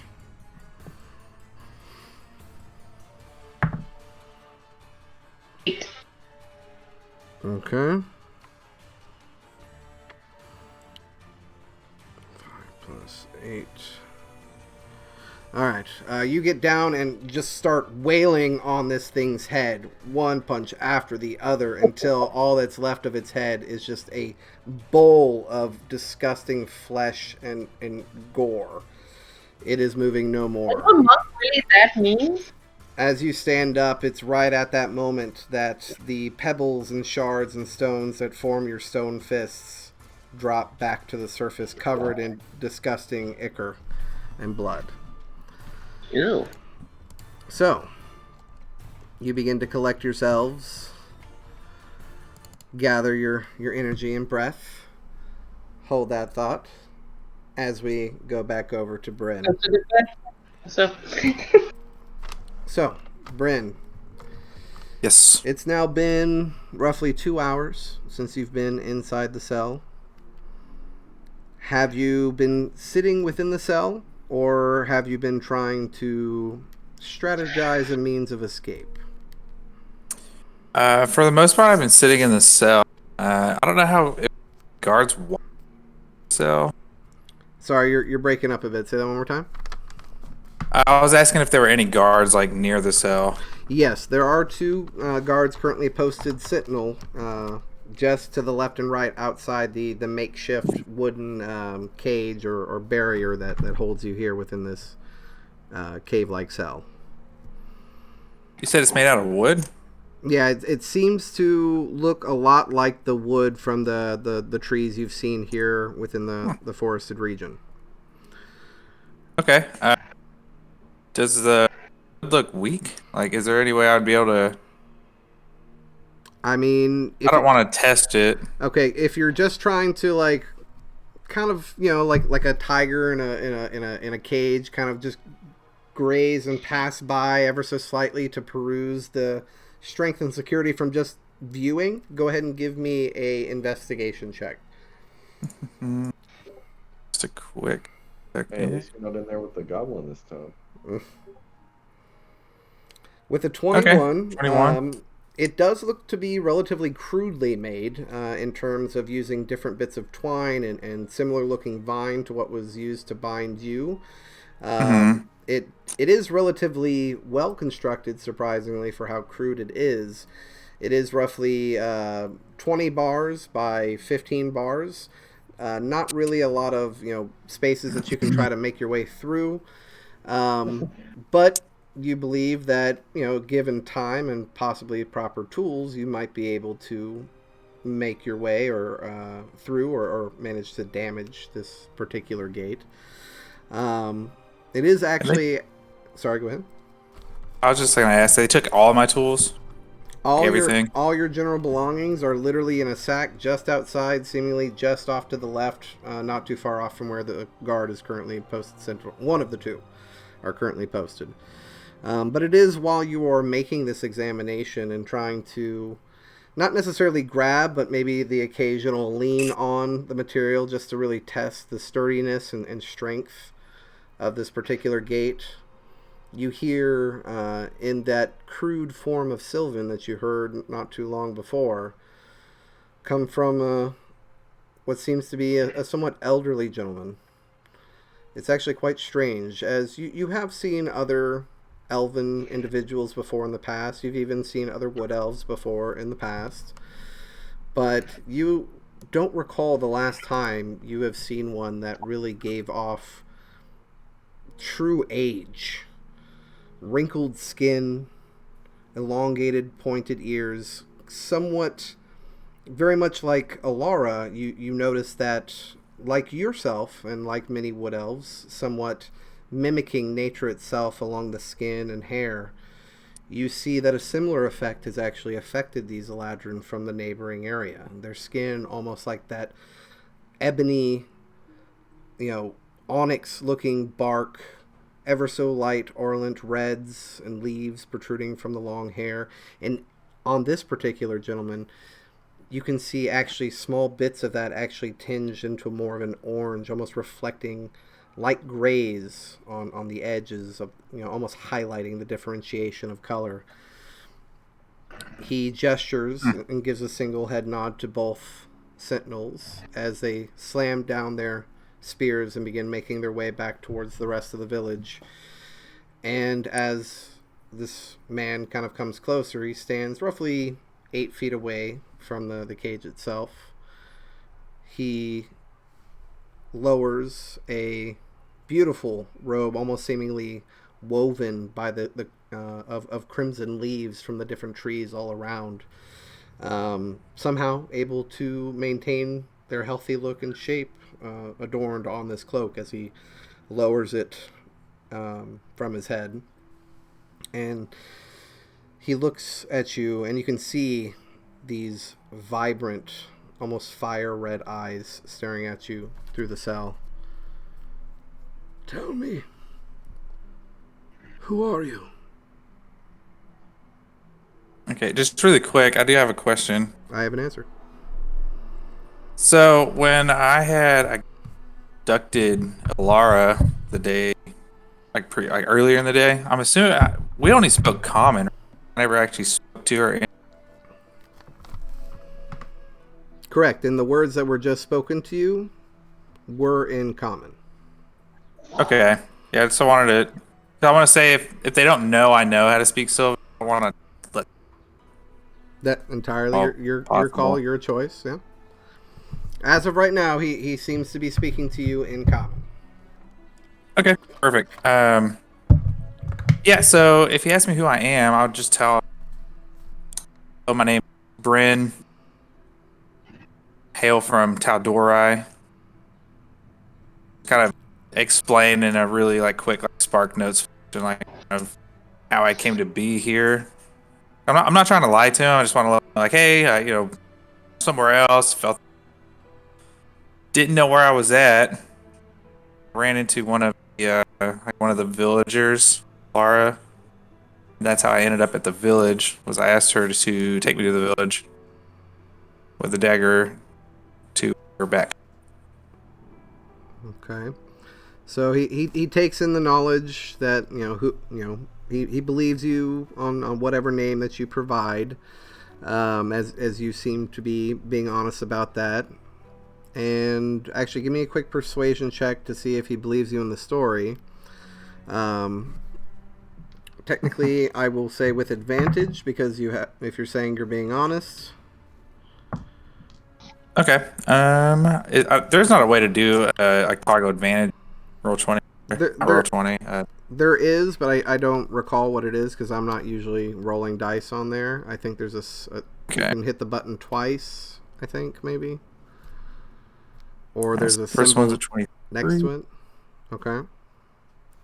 And the second one's a 22. Okay. He looks you up and down all throughout this story, remaining stoic, intently listening. He waits a moment after you conclude your story as to how you were led up into this point. Yes, I can confirm Alora did say as much, and I must ask, why is your first reaction to take one of our own hostage? Are you a threat to my people? That is what I must discern. I'll just explain to him. She was a threat to me. She was sneaking about. And as soon as it's me, she ran for it. Yes, and that is our way of survival. She was no threat to you, I can assure you. Well, I didn't at the time.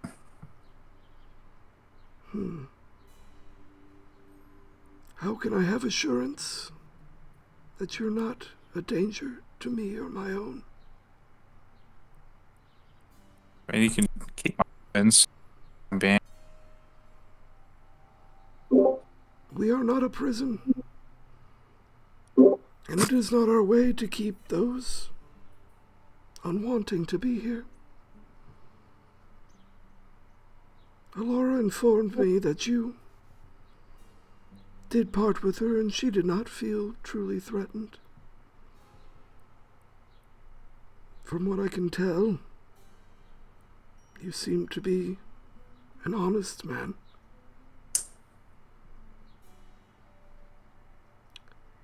We will release you.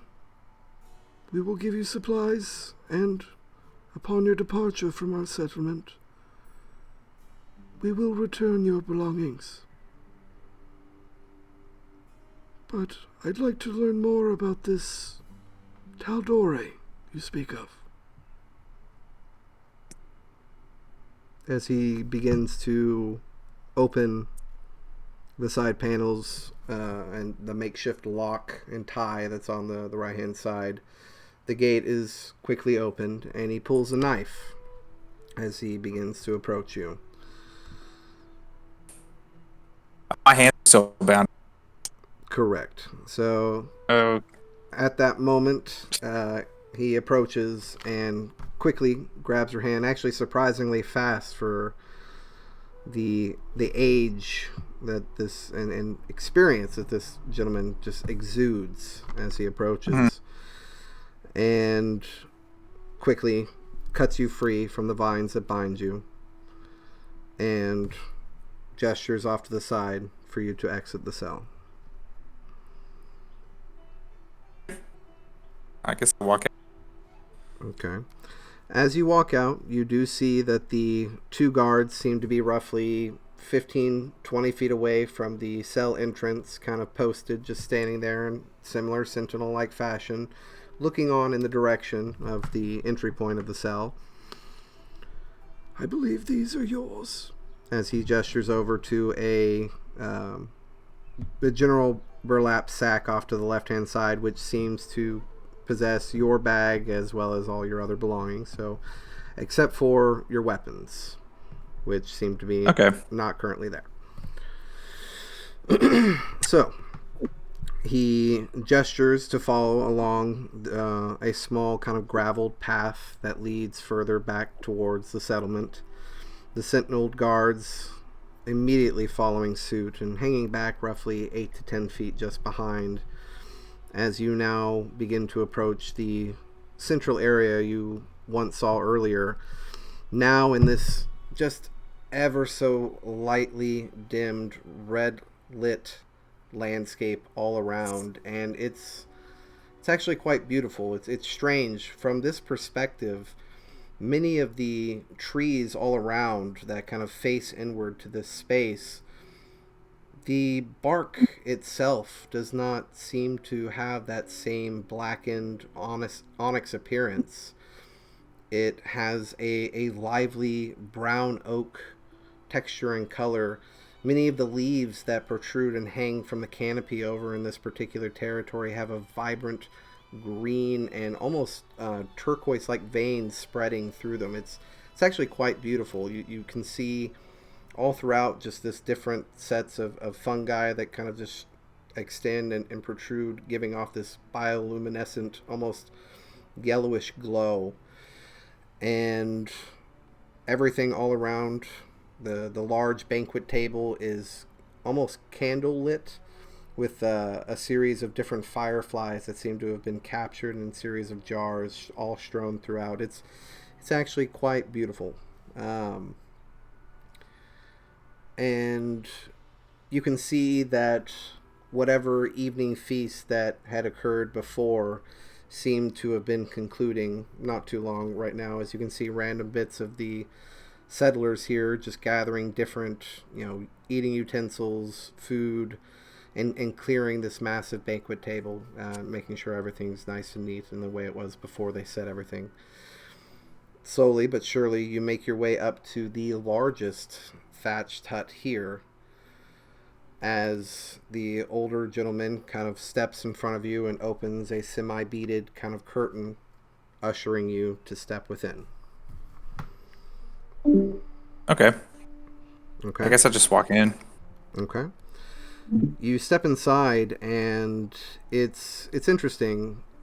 Many of the furniture here seems to have been carved from that same kind of onyx blackened wood. Incredibly beautiful, immaculate woodwork, intricate spirals and swirls, beautiful engraved woodwork. And you see there in the central point a billowing fire, heat rising up out of an opening along the top of this semi-thatched roof. You can see from within it actually seems to actually have a lining of that same almost blackened petrified wood that grows everywhere. And there, to the left and right of the fire, you see 2 seats. Okay. He quickly gestures off to the side, and as the 2 guards step inside, he raises a hand. "Please, wait outside," he says in that rough Sylvan language. And you said you're still trying to make sure that they know that you don't know that, correct? Yeah, I'd rather them not know I know how to speak Sylvan. Okay. I would, if I could, try to make them think I don't know it at all. Like, maybe I look, I don't know, curious whenever they're speaking in Sylvan, like I don't understand what they're saying. Okay. So he sits down on the opposite side of the flames, the firelight licking across the backdrop of this thatched home and across your faces, and his deep red eyes peer into yours. I understand your fear of this particular area. We know how dangerous it is. We understand your fear. I hold no ill will against you, but again I must stress, no more threats to my people. And in return, we will offer you safety for the night All I ask is, where is this Tal'Dorei you speak of?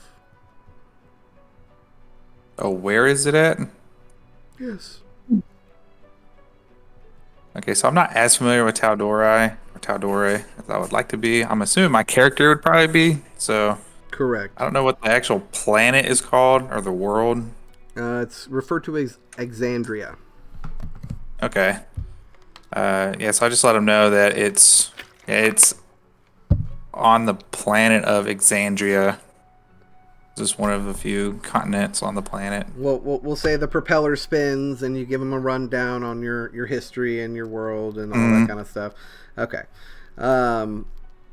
So about an hour or two goes by, and you kind of update him on where you're from. You notice again he goes back into that stoic reserve position, just taking in all the information. And there's a moment where you swear you see a singular tear kind of drift down the right-hand side of his face as he kind of looks away, the firelight lighting the left-hand side of his face. After a moment, he looks back towards you and he stresses, Thank you. I suppose, have been gone much longer than I thought. Please, we've prepared room and board for you. We've made sure some of evening meal was left for you. We shall reconvene in the morning if you're tired or seek rest. Actually, I would like to ask you some questions of my own. I believe that would only be fair. So Answer where questions. are we at right now? 'Cause this is in Exandria. No, sir, it is not. The isle that you stand upon is commonly referred by my people as Mezzakeeth Isle.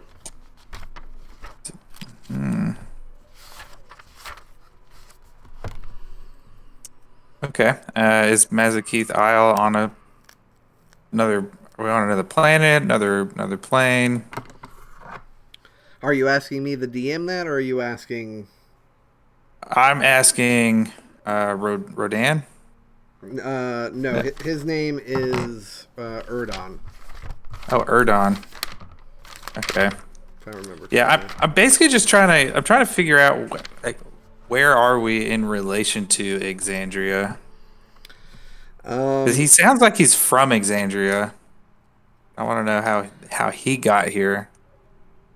Give Maybe me there's give me a quick insight check, actually, real quick. Sure. Yeah, let me go back to that really quick. Insight. Not the best. 13.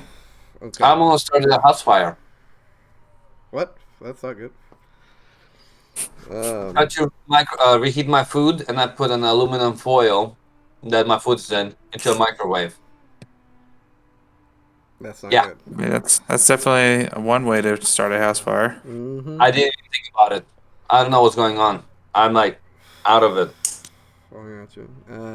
Erdon, with a 13, you can actually tell from the multiple times that you describe different landscapes, different known countries, different known cities. He seemed to have looks of confusion. He seemed to be concerned that he had no recollection of those particular names. They seemed to not have any meaning to him.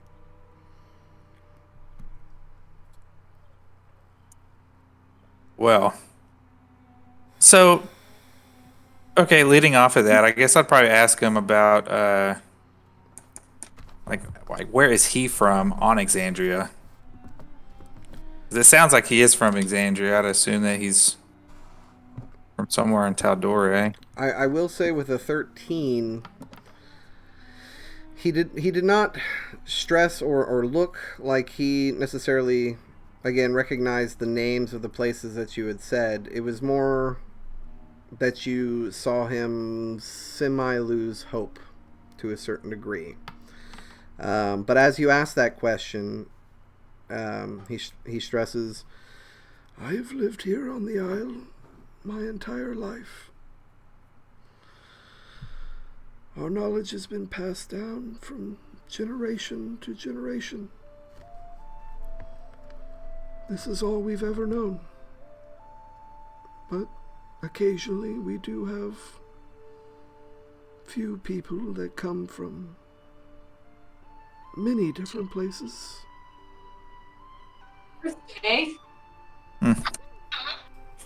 Okay. Do those other people ever go back to their home planet? Not many people. I've never known one to traverse the wilds of the north. Luckily, Protector, thank ye, we are given this small space of safety here within the Isle. But many have come, many have left, but I'm unsure if they ever found their way back home. And so the village is underneath one of the two towers, right? it's somewhat on the way to the tower, the mountain range. You are kind of at the furthest segment of the mountain slopes that would eventually lead up to the tower. Okay. I'd probably ask him about the two towers. If they know anything. I'm assuming he knows something about it.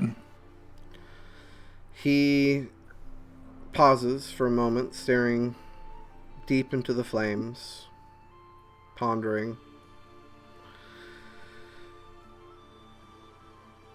We do not travel out too far from the safety of our settlement, but there are stories of a time before these lands were not as they are now. There was a time that our protector once called those part of his domain. Now he doesn't leave the safety of his keep.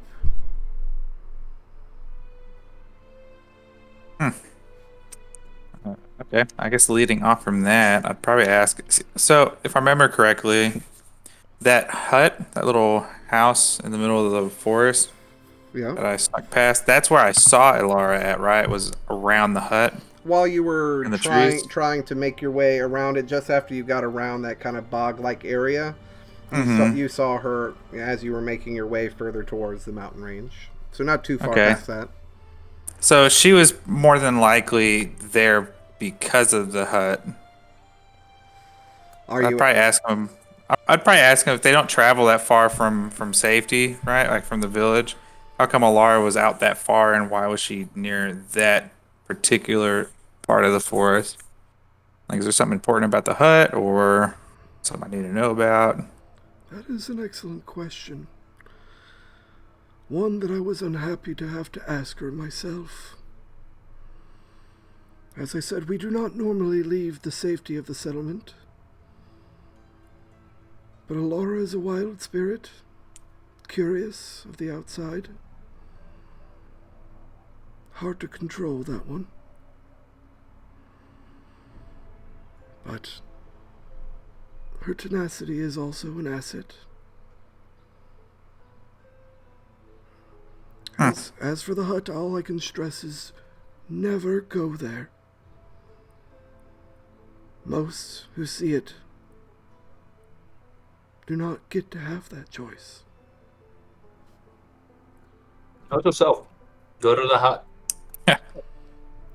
I was thinking the opposite. Never go to the hut. Okay. Yeah, I guess. So at this point, it's like a little later in the evening, or what passes for evening, right? Correct. Okay. Yeah, I guess I'd probably just wish Erdan a good night and retire to whatever. I guess whatever space that they've allotted me after eating. Okay. So he gestures to the door. The sentinel standing there at the ready. And as you step out right, the guard in Sylvan says, "Follow me."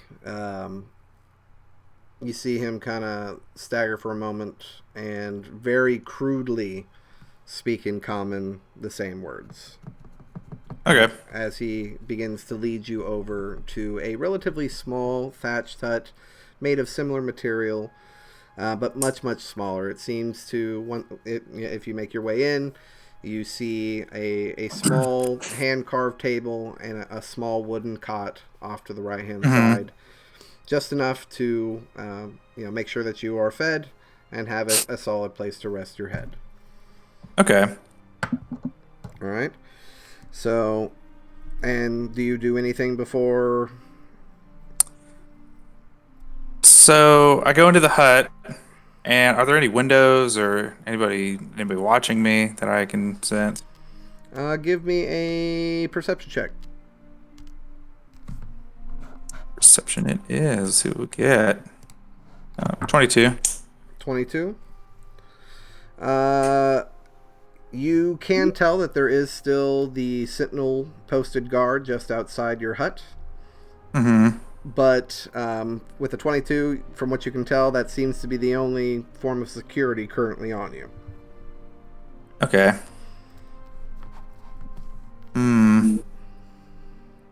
I guess I'll just, can I take stock of my equipment? Like, they didn't take anything else besides the weapons out, right? You quickly start going through your bag and trying to take account of all of your possessions. And from what you can tell, it looks like everything is there except for your daggers, your bow, your arrows, and standard weaponry. Okay. And when I was in the main hut, do they have anything in writing? Like, did he ever mention anything about, like, writing things down, or like, were there any, like, maps in the... I will say, give me a retroactive investigation check. Oof. A 13? There did seem to be a series of different black scrolls. It was actually quite weird. They almost kind of somewhat blended in with the different furniture and material. But they did seem to have some form of writing. Okay. Was the large hut like his hut? Like, was that like his personal residence, or is that more of like just like an administrative From what you building? can discern, there was a relatively nearly equivalently large sized hut just next to it, but you're unsure if that is his personal or if it's just an appointed location for leadership to communicate with others on the settlement matters. Mm-hmm. But you are unsure. Unfortunately, you have not received that information. Okay. So basically, what I'm thinking about doing, and I'm kind of curious if this would even be something that my character would think would work. So the hut I'm in has a window or something, right? There is Just like totally. a makeshift, two circular makeshift windows. They're small circles, maybe 1.5 feet wide each, and they have singular, almost like pane style, 2 twigs or 2 sets of wood set in each one. Okay. Because what I'm wondering about is if there's some way I could get the guard away from the door and then use my hat of disguise to disguise myself as Alara Okay. and like walk out. You can certainly try. Go take a look. I can't fit through the window, can I? You said that because of the slats, there's probably like no.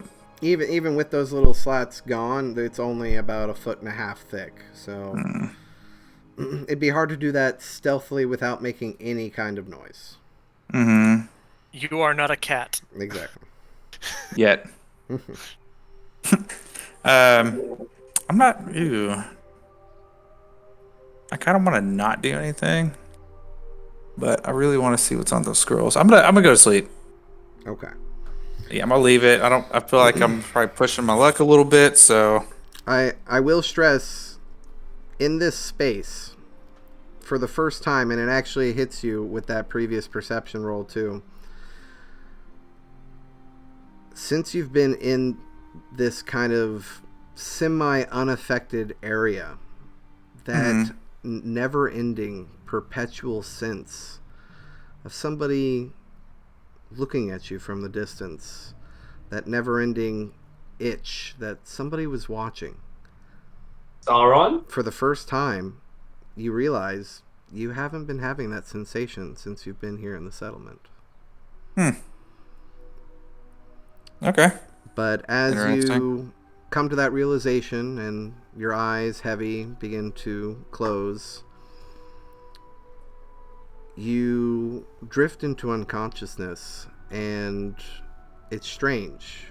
You find yourself standing in the heart of a similar looking forest to where you previously were, but the forest all around you bared more resemblance to what the inside view of the settlement provides to the tree line and what the trees themselves look like. You see a flash, and there's a moment where you are standing ahead of an entire army, adorned in armor and blazing tapestries of houses and designs that mean absolutely nothing to you. You've never seen anything of its like. The armor and make, completely different. But you look to your left and look to your right, and you see, as far as the eyes can see, soldiers adorned in similar fashion to the very armor that you're currently adorned in. You look at the faces of the person to your left and right and realize they look very similar to you in Wood Elf fashion, and very, very similar to the Eladrin if they weren't as twisted and shaped and changed by whatever seems to be affecting them from this area. And a moment later, you give a blood-curdling rise as you raise your blade, ushering the entire army to charge forward. And there, as you look forward in the distance, you see a towering being of liquid shadow just stomping forward as the first wave of soldiers rushes forward, and with one fell swoop manages to smack 15 different soldiers with one fell blast. Sauron in the beginning of Lord of the Rings. Exactly. That's what I said. And immediately he grabs one of the soldiers and lurches it off in your general direction. And as that body is beginning to kind of fly in your general direction, I'm going to need you to hold that thought. So, everybody, you've just defeated the Tanaruk.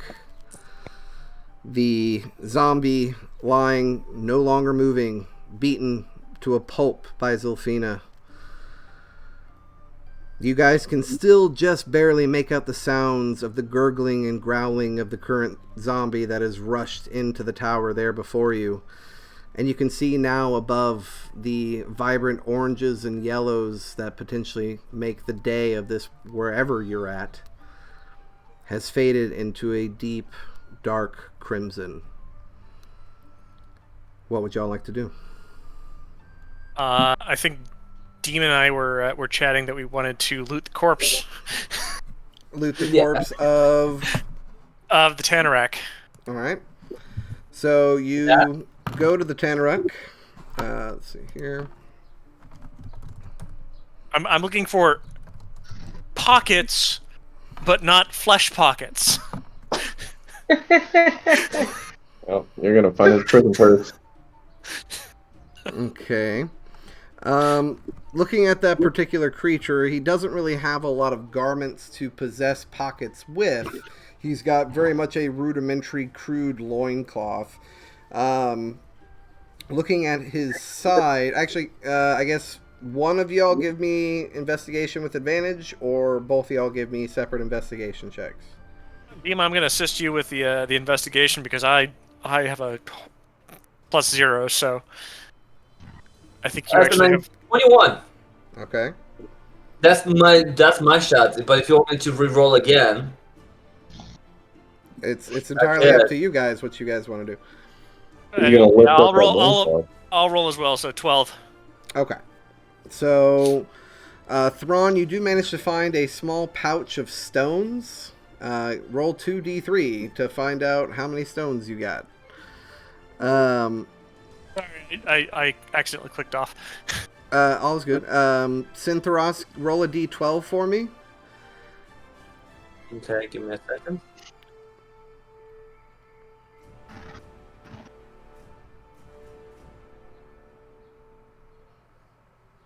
$11. All right. You find 11 rations tucked away, kind of crude, rough-looking jerky, but it looks like possible potential food. You also find a relatively ornate bone necklace strewn across the neck of this guy, as well as a relatively fine pelt. You would assume it would have been crafted from some sort of large wolf of some sort. You're unsure, but it looks relatively nice. Catches your eye. I will take the bone necklace and the pelt. Jasmine, ladies, do you think this is food? Or considers food? Like, and I show them the 11 rations. Or do you think this is something that he might have ate for breakfast? I mean, does it look like normal rations, or is it something completely foreign to us? I mean, Where did you find it? it looks like the standard way in which rations are prepared, but you're unable to discern the specific type of meat or protein that may have been used to make it. Italius. Wanna try it? For all we know, that could be people. I'm not touching that. No. There's a couple for you. Thrawn, you interested? I'll pass. So you said I found a pouch of pebbles, Lumpy stones. lumpy stones. Okay. So the question is how, like, to Yeah, I'm add gonna leave that. equipment to add things quick. Is there a way to do it? Is there a way to what? I'm sorry? So you have to Quickly add items. quickly add items. And For those ones, you're probably just going to go to the other items section, so all the way at the bottom where you can just manually type in a random item. I haven't created these as actual items there. so give me a second. In other possessions. Okay, and then how do I add? I'm trying to remember. I think you either scroll down and hit save, or it's just, if it's typed there, it's auto saved. So, just later on, can you so a pelt, a wolf pelt, and bone necklace, right? Correct. And 11 rations. Correct. Okay. And I actually, with your 21, I will say you also find roughly 30 gold pieces. However, the gold pieces that you find are printed with series of symbols and iconography you have never seen before. I'll pass the gold to Thrawn. It's like, hey, Thrawn, no, like, does this look anything? Yeah, I'll check it, but I mean, you want me to do a history check on that and see if I recognize anything from it, or? Go ahead and give me a history check. We got a 12. A 12. You look at the symbol up and down, you flip over the coin, trying to discern any kind of symbology. Nothing quite rings a bell. I don't know what kingdom these come from, but gold is still gold. Well, keep it. Maybe if we could find like a place for haven, because safe haven, a town or something, because I do not want to rest out in these wilds if I have to deal with this asshole and the ghouls or whatever the undead creatures. I don't want to deal with them every night and have to fucking, smell them. This place seems to be infested with undead and other foul creatures. I agree. And my Raven's might is like shaking a little bit of excitement. Oh, But- yes, absolutely. Yeah, and so it's like I know I'm in the right place, but I'm kind of like I would like to find a safe haven as soon as possible. One of the guests gave a really bad hit on me. Yeah. Speaking of That was gas, that was another thing that I wanted to do. I'm going to perform the other of my divine abilities, and I got 30 hit points to pass out to people who Okay. needs them. Okay. Alice, did you get hit? I got hit. How Wait, bad? why is this not going away? I've got 33 out of 55. I got 26 out of 63. But she needs it more. Hold on. I would be happy if I get 10 hit points. Yeah. So 10 to each of you to bring you back up. Okay. What is your constitution? What's my constitution? No. Or Kind of. Oh, mine? Yeah. My constitution is 15. Okay. And you have 55 max health? Yeah. Interesting. Mine's 16 and I'm at 51. I would like to see if there's anything on this ghast that might be useful for me. Okay. Give me an investigation check. with a Constitution saving throw for preventing you from vomiting. Hey, natural 20 plus 3, 23. There is one particular thing that kind of catches your eye, which is a bit strange, because you haven't really seen any of the undead here have anything like it, but this ghast does seem to be wearing a kind of almost hempen woven bracelet around its wrist that kind of catches your eye.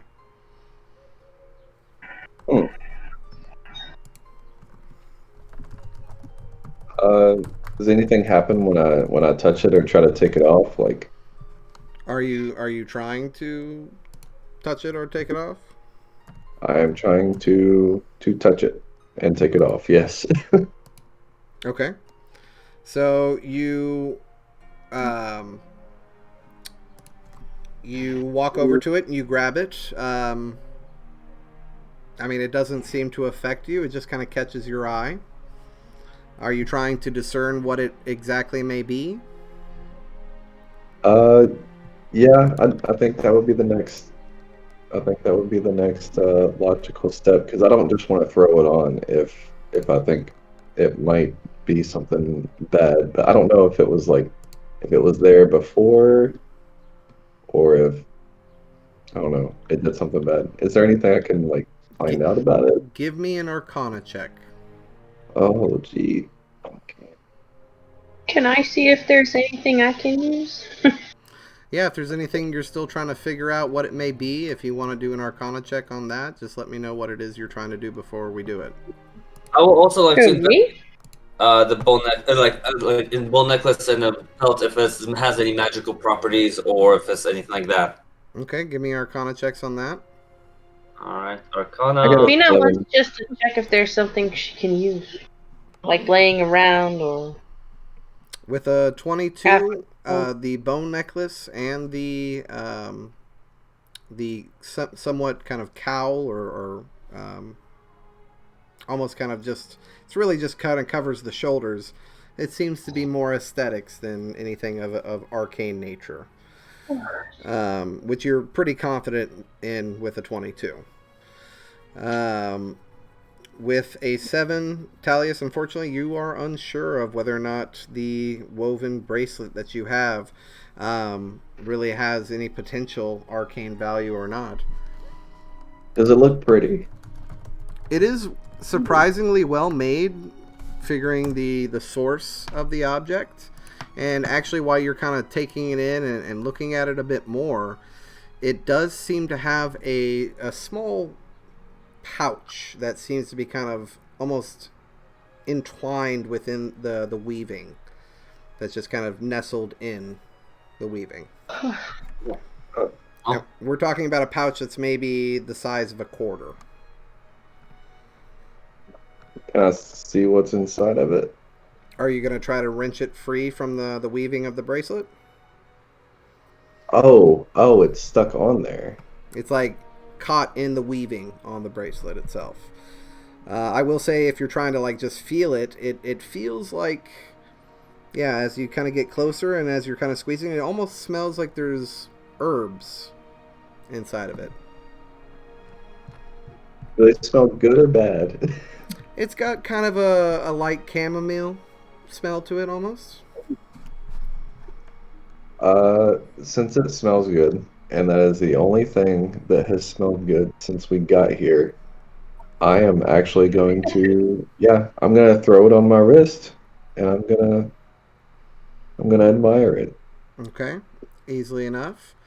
I will ask this question. Well, first and foremost, as you finish brandishing the small bracelet, Syntheros and Zilphina, you with your passive perceptions both hear juddering out the door. I didn't give you perception. It doesn't Good passive. perception. You see a familiar sight of a zombie trudging out the front door. Singular. What do y'all wish to do? Well, I'm gonna fucking send an Eldritch Blast at it. I'm just like, oh wait, hold on a second. Drudging, is he, guys? We're not alone again. I say that first and point at the walking corpse that just walked through the front door. Before energy begins to glow in my hand, bringing an Eldritch Blast. And I just found some perfume. Mm-hmm. So go ahead and roll to see if you hit. Zilphina, you also noticed this initially with your passive perception. How did I not? Hold on 1 second. It was also based off of location, because you were also searching through bodies and stuff, and Sin was closer to the doorway. But let me see your passive. 13. His has passive better than mine. Oh, then yeah, you would notice it as well. And Tal'Dorei, you all would notice the zombie coming out of the doorway. So you all basically get a free action right now. What do y'all want to do? 22 blast on my on the first blast. Sacred Flame.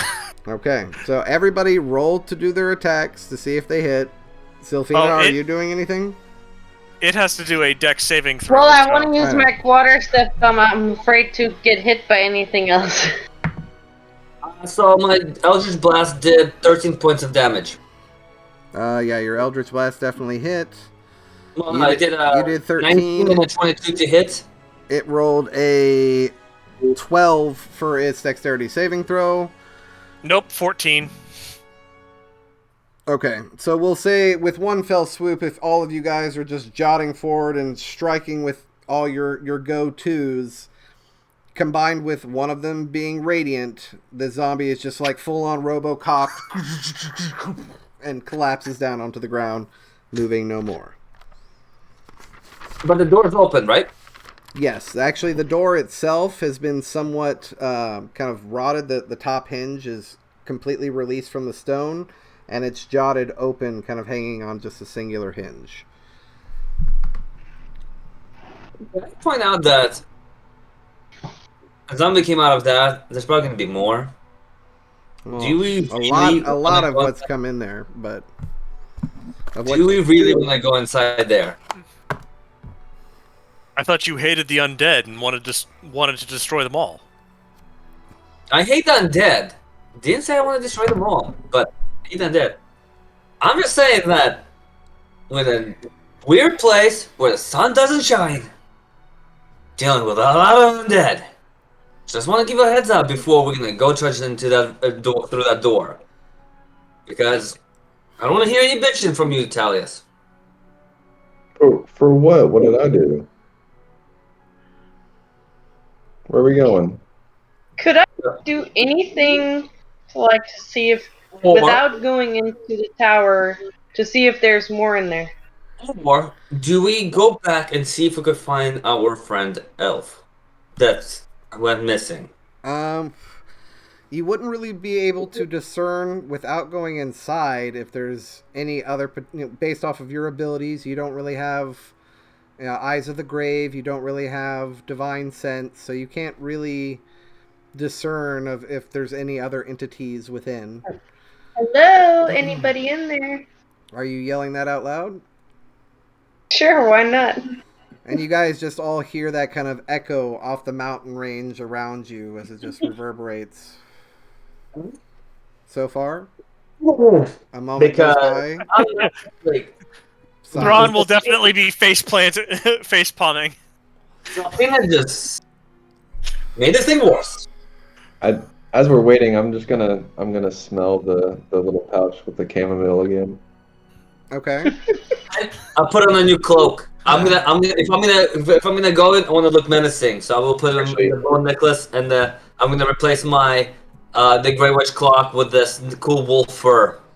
Yeah, and with my bonus action, I would like to match my cloak of many colors to the coloring of the bracelet. Okay. So it's kind of giving off this almost like hempen weaved appearance as it shimmers and takes on the new shape you will. As you go to smell it, it's kind of strange. You feel yourself somewhat... I don't know, you feel the tingle almost that you kind of recollect in past when you've actually performed arcane practices on yourself to bolster yourself. It's quite strange. You look around and you swear ever so lightly you're kind of hearing just almost light whispers coming from all around. Give me a quick perception check, Talius. Uh-oh.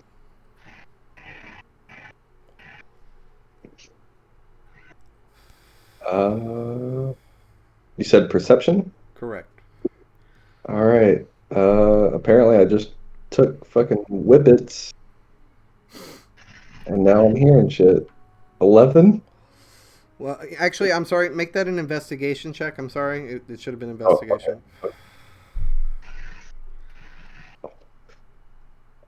Okay. That's exactly what you needed, so that's not too bad.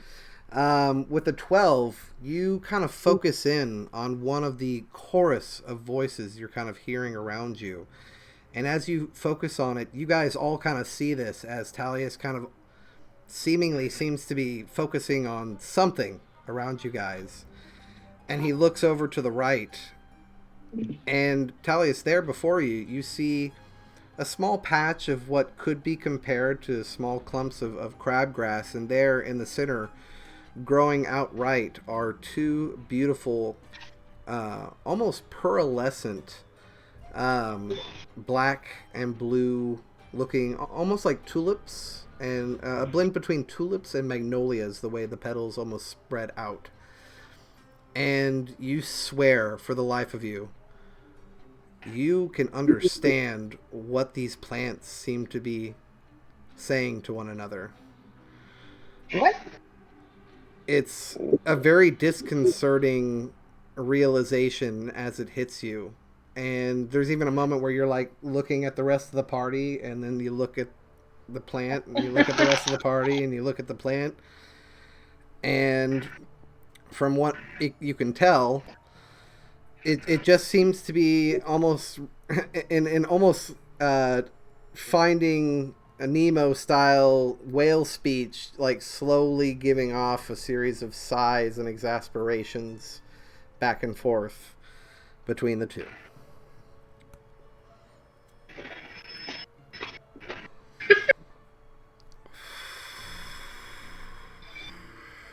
What would you like to do?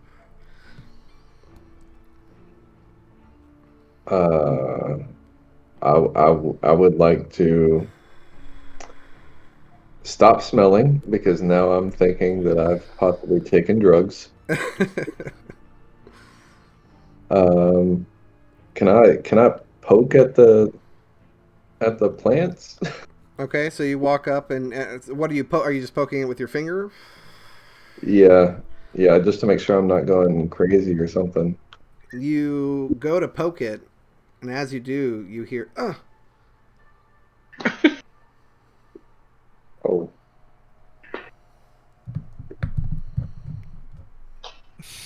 All right. I think I'm gonna finally finish doing whatever the hell I'm doing outside and finally walk in Okay. the tower.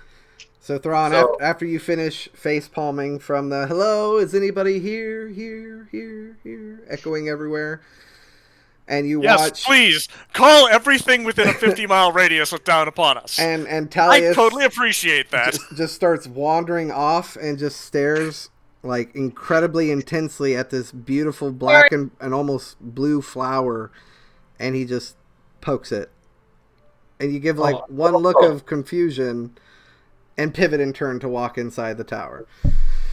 Yeah. I want to go and ask him, like, why are you poking flowers? You don't hear them? No? Don't tell me, hear them. I don't want to say speak. Flowers I don't hear them, speak. and I'm gonna like lean down real close to it Uh-huh. and say hello. You hear the strangest response, almost in the sound of confusion, going, "Hello?"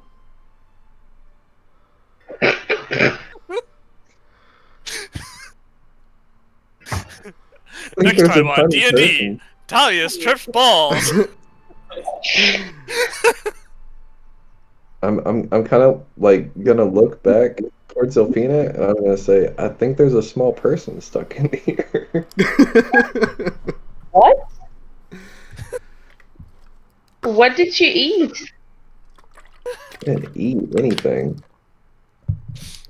I don't hear anything. So I go down and check the flower if there's anything on it, but I don't see anything in here, nothing. All right, Zilfina, give me an investigation for very, very tiny people. We're looking for a who. Nice. You do not see any little person trapped or little people around. You're not sure what Talius is talking about. Someone stoned. And this is the only patch of like grass here, or this is like part of the natural fauna here. It's. I mean, there's bits of like blackened crabgrass almost all throughout.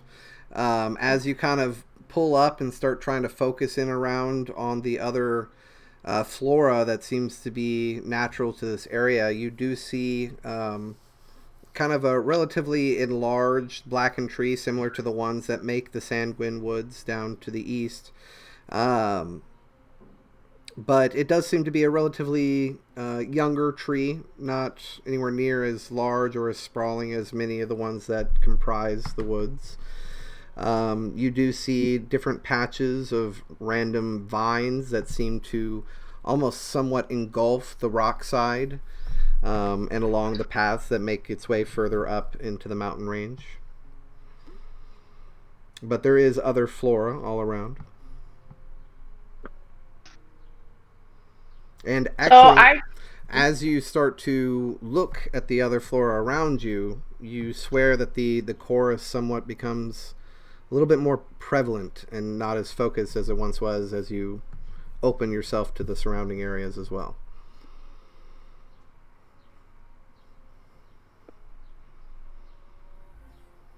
All right. Since she couldn't find anything, and I'm realizing that they're starting to go into the tower, I think. Am I seeing them start to go in? You have seen Thrawn pivot and turn after an exasperating sigh Okay. and enter the tower, yes. Yeah. Okay. I'm just gonna whisper There's undead back to kill. to, I'm gonna kill him. I'm just gonna whisper back to the thing and be like, just hang on. I'll be right back. We'll help you. Oh my. I don't think I'll be going anywhere. This is so strange. I've never spoken before. Yeah, I'll be here.